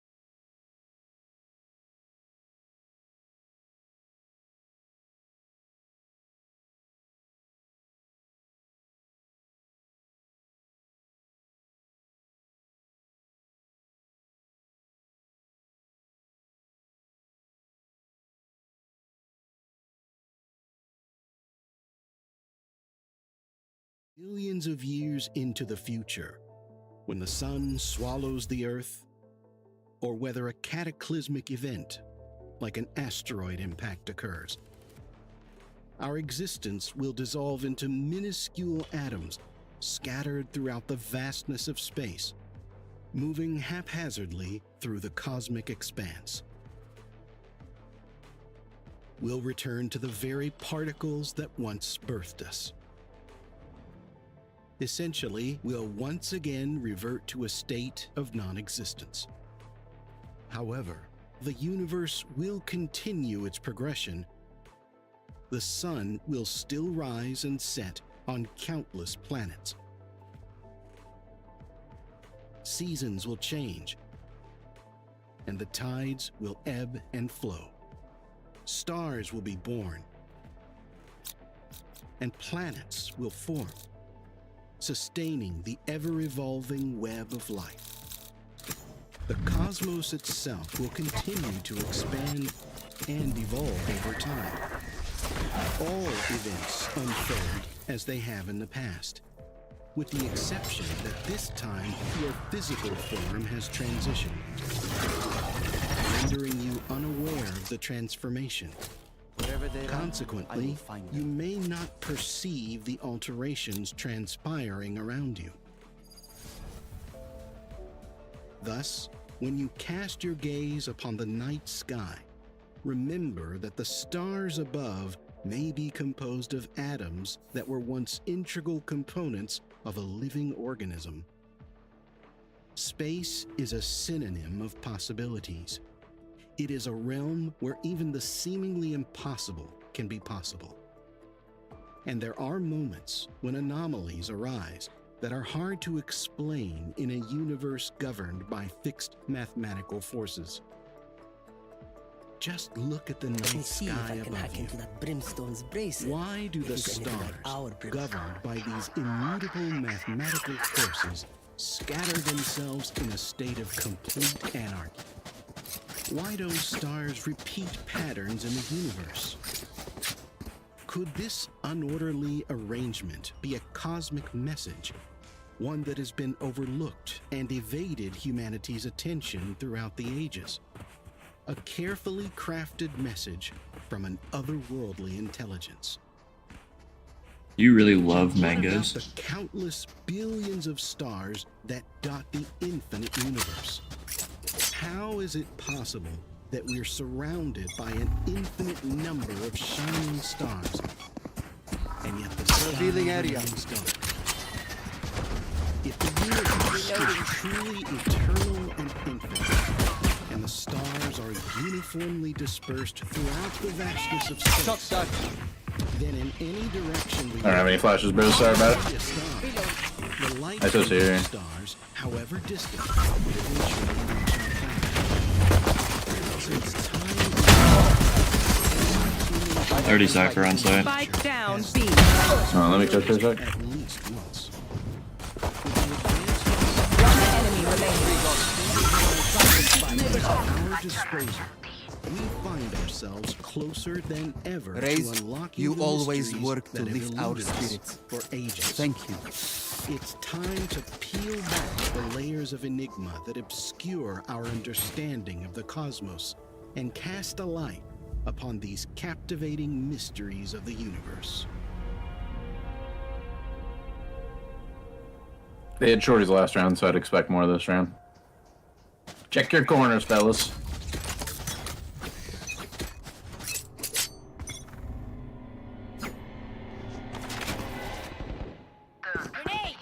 Another one, Travis. Classic.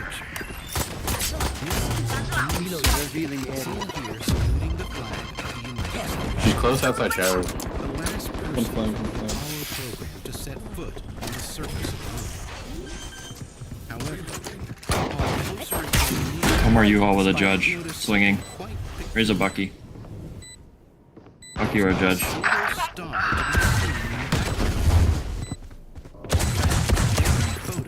And smokes a shorty. They both have shotguns.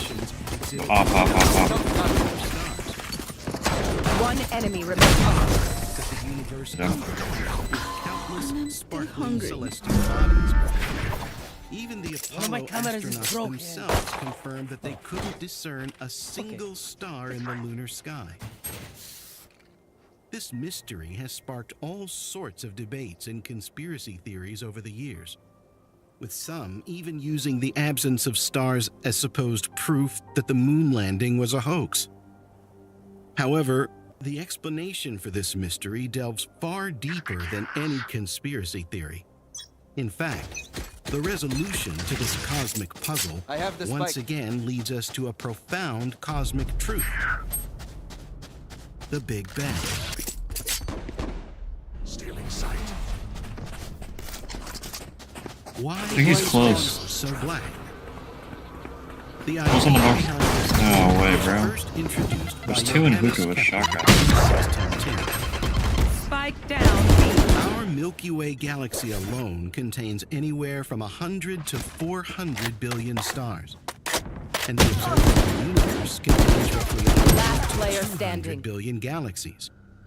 By this notion, astronomers wondered A that since the tear tree. universe is filled with a seemingly endless number of luminous, light-emitting You win this, I'll objects stream in all naked. directions, logically, Thank every God. patch of sky you choose to look at should contain thousands, if not hundreds of thousands of stars. Don't any This of you forget should that. cause the night sky to be uniformly bright in all directions. Careful analysis suggests that the sky should be as bright Piper's as gonna the be here, but I'd surface of rather the fight sun. this than shotguns all game. This is your brain when you're struggling to focus. And this is your brain when you're in the zone. But getting in the zone and staying there, that feels more like luck than something you can control. So that's why... This is not the case, however, which puzzled astronomers. It is a paradox that took nearly Couldn't have walked up to that 300 fountain. years to resolve. the paradox had emerged from the steady state theory, which was the most widely accepted viewpoint on the universe at the time. The steady state theory said that the universe has been and always will be like it was. Shotgun. And more inside had no beginning and was uniform in all directions and did not expand.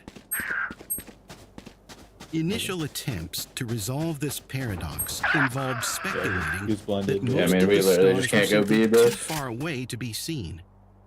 However, this explanation was quickly dismissed, as the steady-state theory itself posited that the universe had existed infinitely long, thus allowing light from even the most distant stars to reach us and contribute to a bright sky. Johannes Kepler had a different solution to the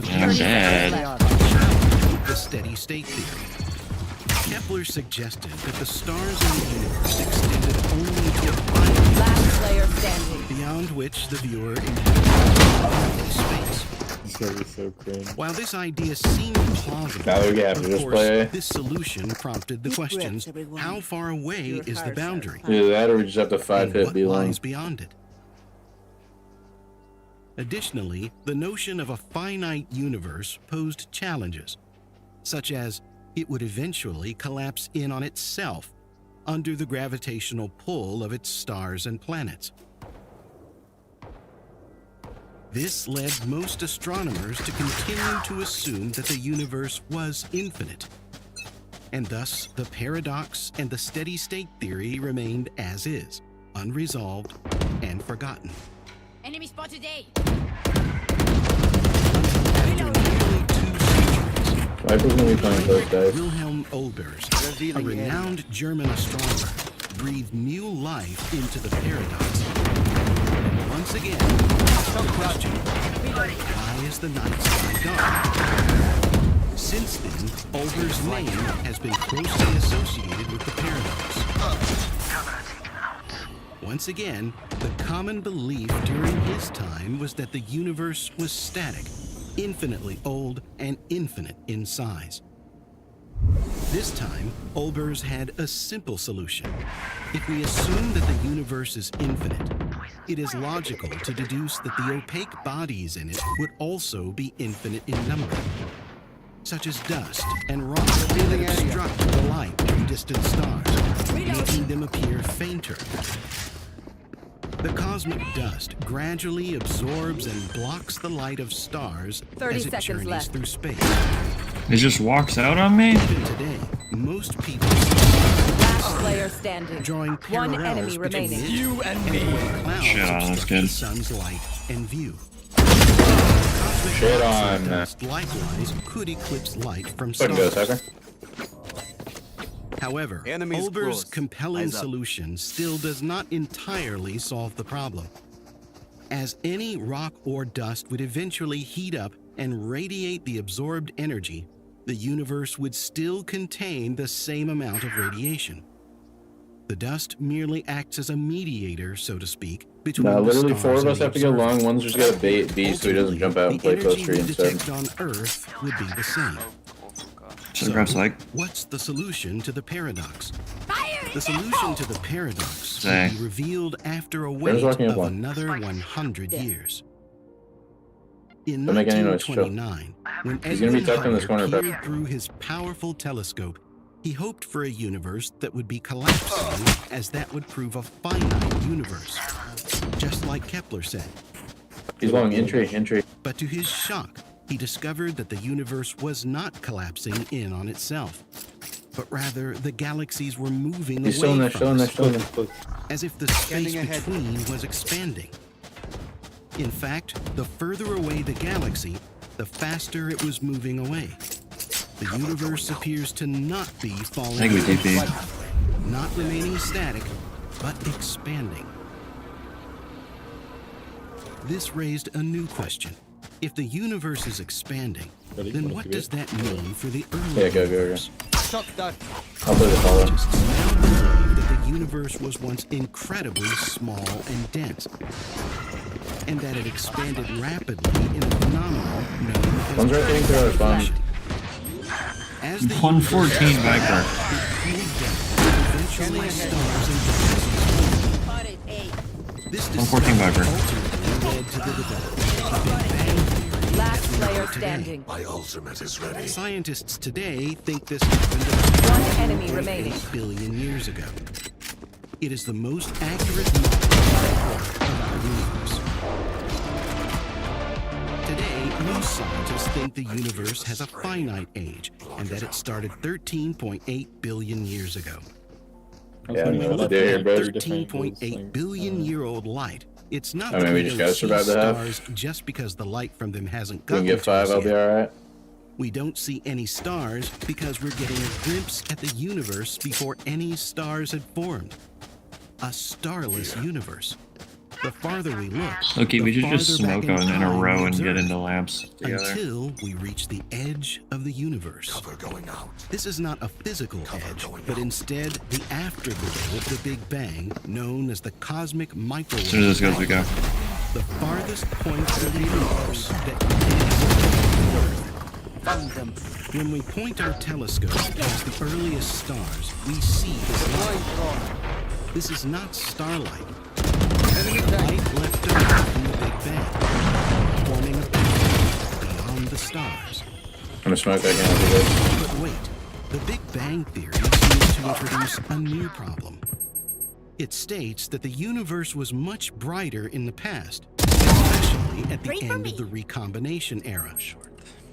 All points of the local sky at that era were comparable in brightness to the surface of the sun, due to the high temperature of the universe in that era. So the cosmic microwave background should actually be dominating our night skies back on Earth. Last Resulting player in a standing. constant need to wear Spike sunglasses down A. all the time to avoid being blinded by the intense brightness of the universe. Thankfully, this is again offset by the fact that the universe is expanding. And the expansion hasn't stopped after the Big Bang. Instead, it has only gotten faster, meaning new space is constantly being created even faster than the speed of light itself. At first sight, this may seem the violation of the principle of special relativity, which states that nothing can move through We should space save here, Alma. faster than the speed of light. I guess you can buy an extra man. But in fact, it's not. The expansion of space is not caused by objects moving through space, but rather by the stretching of space itself. This stretching is due to the effects of dark energy, a mysterious force that is causing the expansion of the universe to accelerate. Go, go, go, go, go, go, go, go, go, go, The go, go. expansion of space is measured by a quantity known as the Hubble constant, which expresses the rate at which the universe is expanding. Currently, the best estimates of the Hubble constant suggest that space is expanding at a rate of about 73.3 kilometers Any reason per we're second walking per out megaparsec, right now? which means that the distance between two points in space will double in size in about 9.8 years. Now, as you may know, light is a wave, and as stars move away from us, their light waves get stretched out. The human eye can only see certain wavelengths of light, and when the wavelengths get too long, One enemy remaining. Last player standing. this is called red shift, as red has the longest wavelength of all the visible colors. For very distant objects, the light waves get stretched so much that they become infrared, and we can no longer see them. So in a sense, the night sky is lit up. We just can't see it because of our limited human eyeballs. But telescopes can, and that is why we get to see such images. So finally, this is how the solution to the paradox plays out. Because of the finite speed of light and the fact that the universe has a finite age of about 13.8 billion years, this finite age means we can only see stars and galaxies whose light has had enough time to travel to us. The expansion of space-time complicates things even more. The far-out regions of space, where the light from those galaxies will never outrun the expansion. No matter what we do or how long we wait, we'll never be able to see light from those galaxies. It will never light up our skies. What we see in the night sky is just a tiny fraction of the whole cosmos. One enemy remaining. The visible 480 outside jar. And we cannot, even with the most powerful In jars. telescopes, see beyond this horizon. It isn't just a horizon in space. It's a horizon in time. They're going to scatter from my stuff. Beyond the edge of our visible universe, the light will never outrun the expansion. Due to this expansion, much further into the future, about 100 billion years from We now, go B, make zero noise. imagine we invent a Once we get powerful up close new long, somebody telescope just make which noise will outside allow us Hookah. to explore space beyond the galaxy. Geico's 24/7 emergency roadside service means help from my bike is just a tap away. I'm happy as a clam. Disclaimer, no conclusive scientific research has shown clams can experience happiness. I just meant that I feel really good about my coverage. I mean, even if you took the clam out for the best day ever, visiting the zoo, taking a scenic ride, knowing that help is just a tap away, and sharing a strawberry ice cream cone, the clam would not feel happy, and your strawberry cone would taste sort of clammy. Geico's motorcycle specialists who know bikes like you do assume no liability for clammy ice cream cones. Geico. Expertise for your motorcycle.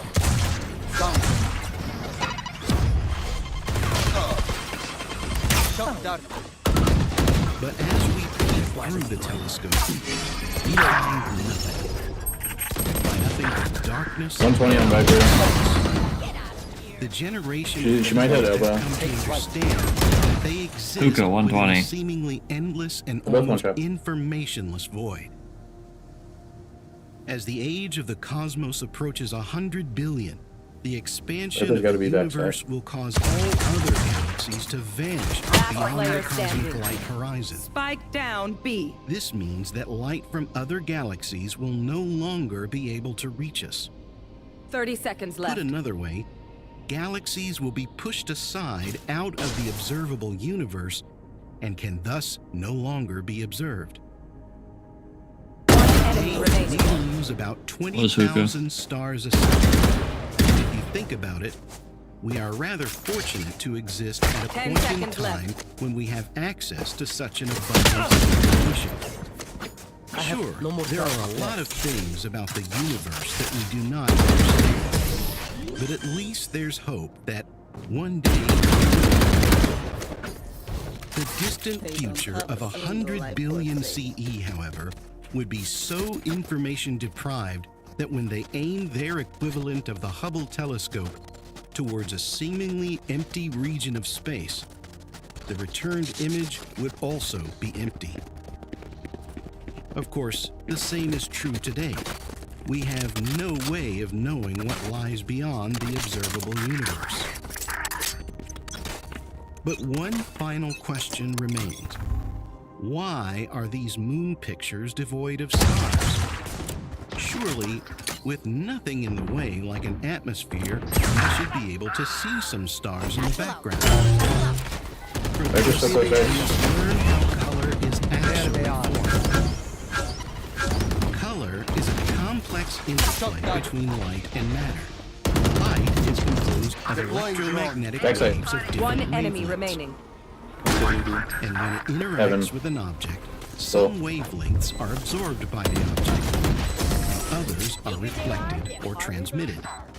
The colors that we see are a result of the wavelengths Last of round light before that are the switch. reflected back to our eyes.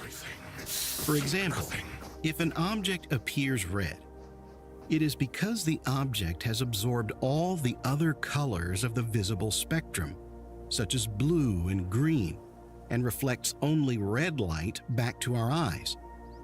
Similarly, if an object appears white, it is because it reflects all the Same shit, we colors walk of all the the way visible up. spectrum, while an object that appears black absorbs all the colors and reflects none back to our eyes. We are able to see blue sky on Earth because particles in the atmosphere act as mirrors. The word literally means atmos, meaning vapor or atoms, and sphere, meaning globe. It's you and me. During the night, the Dumbass. sun sets, and there is no sky to obscure the view of the stars. On the moon, however, there is Except for learning it down, he's close. we don't see stars. Into. This is because the light from the sun travels in a straight line without the scatter, and all the colors stay together. Looking toward the sun, we thus see a brilliant white light. This is what happened to the Apollo astronauts. Every lunar landing took place. One enemy remains. There was no atmosphere above them. The reflection of the sun's light from the moon's surface made their eyes Switching sides. temporarily blind. The high brightness Watch them run intensity when lit glare by from my the sonar. sun That's blinded when them we strike. and their camera's sight of the stars. Though one astronaut reported being able to see some of the brightest stars when he was in the shadow of the lunar module, looking directly up with his protective visor raised. Imagine, though, if astronauts ever landed on the night side of the moon and have their eyes adjusted to near pitch black conditions. They would get a stunning view of the stars. If the Earth had no atmosphere then, even Earth's sky would look like the Eyes up. moon's. Currently taking into account light pollution and the limitations of the human eye, we can see roughly 3,000 stars during the night sky, and only about 300 stars on the Spike night. down A. This is why some scientists believe it would be a great idea to spend money and time building a large telescope on the night side of the moon. Out of charges. The enigma of the Olbers paradox remains one of the most intriguing mysteries in Uncle's box, I cosmology, think. and its solution has provided a deeper understanding of the nature and structure of our universe.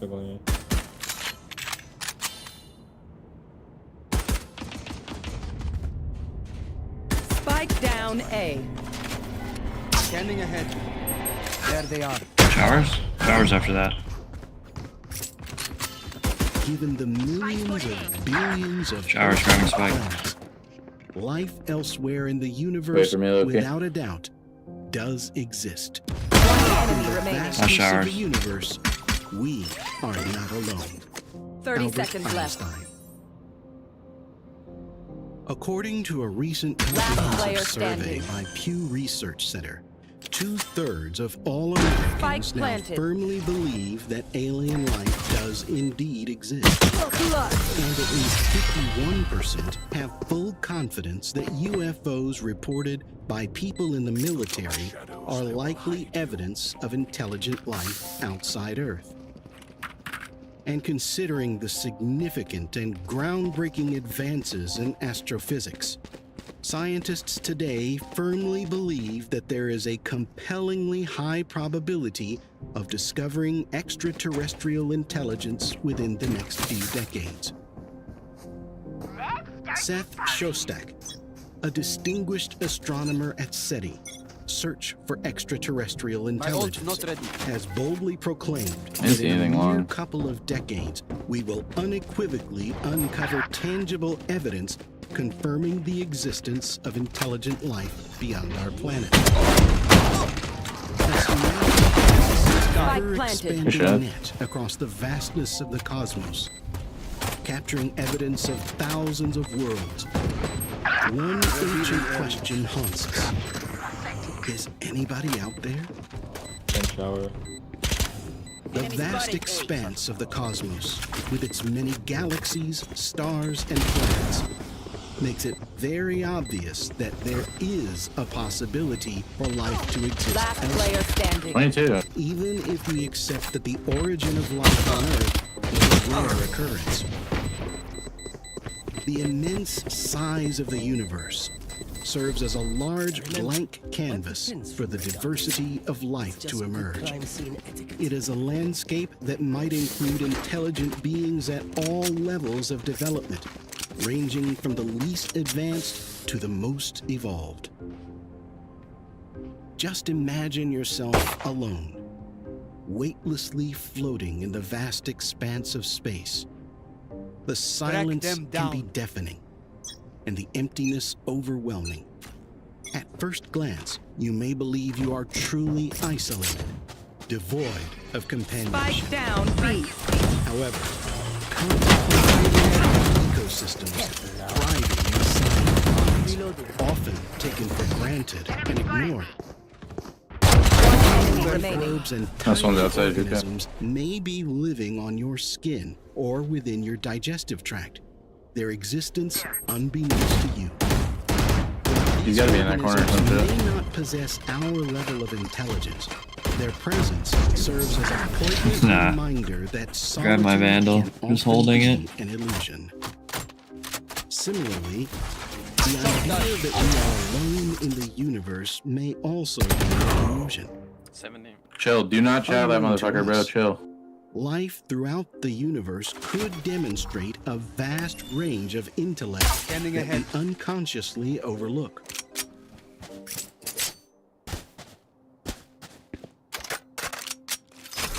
Intelligence is an extraordinary feature that has profoundly shaped our own existence, and its manifestation can take diverse and fascinating forms throughout the vast expanse of the universe.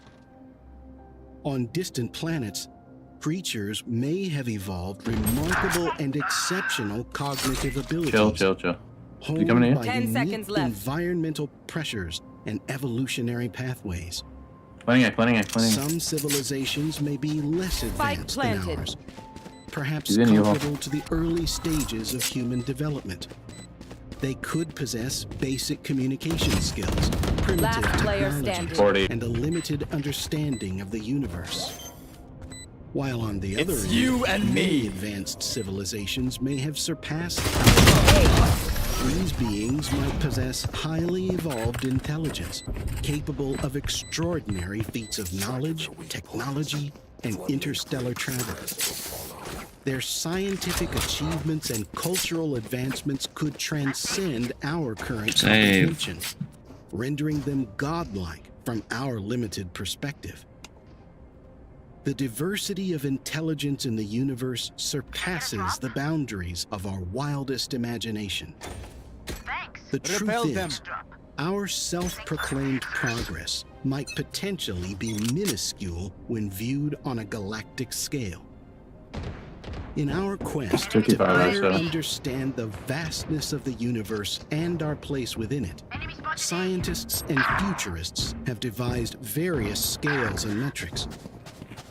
One such measure, the Kardashev scale, proposed by the Russian astrophysicist Nikolai Kardashev in 1964, offers a framework for categorizing civilizations based on their energy consumption. Last player standing. The scale serves as a powerful tool for categorizing and contemplating our future trajectory as a species. The Kardashev scale is a 4-tiered system that measures a civilization's ability to harness and utilize energy. The scale is based on the premise that a civilization's level of technological advancement is directly related to the amount of energy. Give me your cam and Nuka. A Type 1 civilization, or a planetary civilization, has the ability to harness and use all the energy available on its home planet.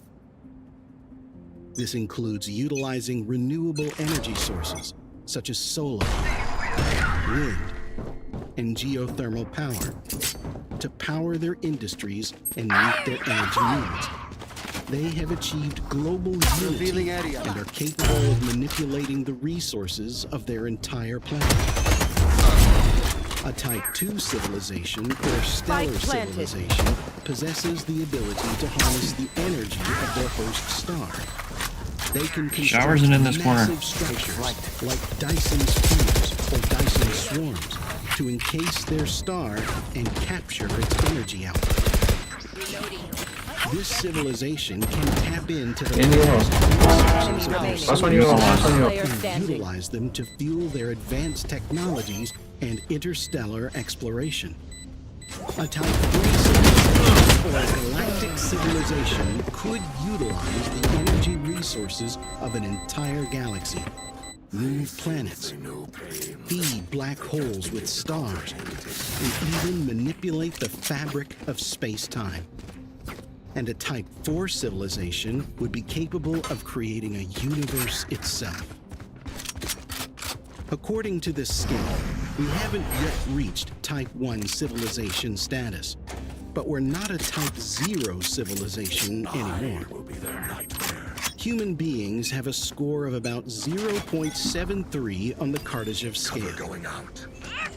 One famous physicist has estimated that if we increase energy consumption by 3% yearly, it would take 100 to 200 years to get us to Type 1 civilization. Once we achieve this status, we'll be able to utilize all the sunlight, wind, and clouds available to us. Weather conditions would be controlled by our will, and we'd be able to alter the course of earthquakes and volcanoes. And she just walks out shower, Sova. Hello. In a strikingly parallel manner, akin to the hierarchical classification of power utilization, different civilizations exhibit distinct methods of communication, which can make it difficult for them to understand each other. Type 1 civilizations, with their planetary scale energy utilization, are likely to rely on traditional communication methods such as radio waves, electromagnetic signals, and optical communication. However, as they ascend the scale, they may harness technologies that allow for more advanced and efficient means of communication. Type 2 civilizations, for instance, may employ advanced and sophisticated forms of long-distance communication, such as gravitational wave communication or quantum entanglement-based systems. Type 3 civilizations, capable of intergalactic travel, may utilize methods beyond our current comprehension, such as wormholes or subspace communication. Bridging these gaps is crucial for establishing meaningful and effective channels of understanding. In order for different civilizations to communicate successfully, they would need to use a common form of communication. In our early endeavors as a Type 0-1 civilization, we began by sending physical messages into outer space. These messages, encapsulated in various forms, served as a means to communicate our presence and Gonna smoke with a judge. Good luck. As the first major initiatives to communicate with extraterrestrial, the Pioneer plaques and Voyager golden records were Deep fixed showers. to spacecraft sent beyond our solar system. They have Brimall. The plaques, designed by astronomer Carl Sagan and his team, contain symbolic representations of humanity, Player including standing. a map of our location, One enemy remaining. and a silhouette of a human figure. Similarly, the Voyager golden record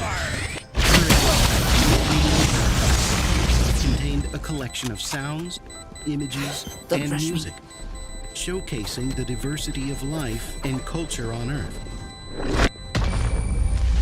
The Voyager space probes are now 23 billion kilometers or 14 billion miles Match away from point. home, making them the farthest man-made object in existence. But while these messages symbolized our curiosity and desire for contact, they also present significant It doesn't matter, bro. limitations in effectively We've been doing 3A, establishing brother. meaningful communication. The vastness of space poses a huge challenge when it comes to locating and encountering. Doesn't matter, bro. We could have the whole fucking team here, and Ray's sent to just the gonna sit in the cosmos. smoke with a shotgun. Plaques and records launched into space are minuscule compared to the immense area they traverse. Standing ahead.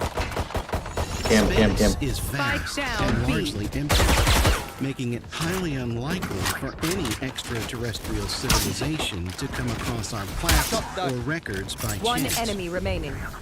Additionally, physical messages such as the plaques and records are just a form of unidirectional communication. They serve as a representation of our existence and aspirations, but they lack the ability to receive or transmit I'm waiting for that. responses from potential recipients. Even if an advanced civilization were to come across these messages, the absence of a means for them to respond directly hinders the establishment of a meaningful dialogue. You can put your camera The over now. unidirectional nature of physical messages limits the potential for an interactive exchange of ideas, knowledge, and cultural understanding between civilizations.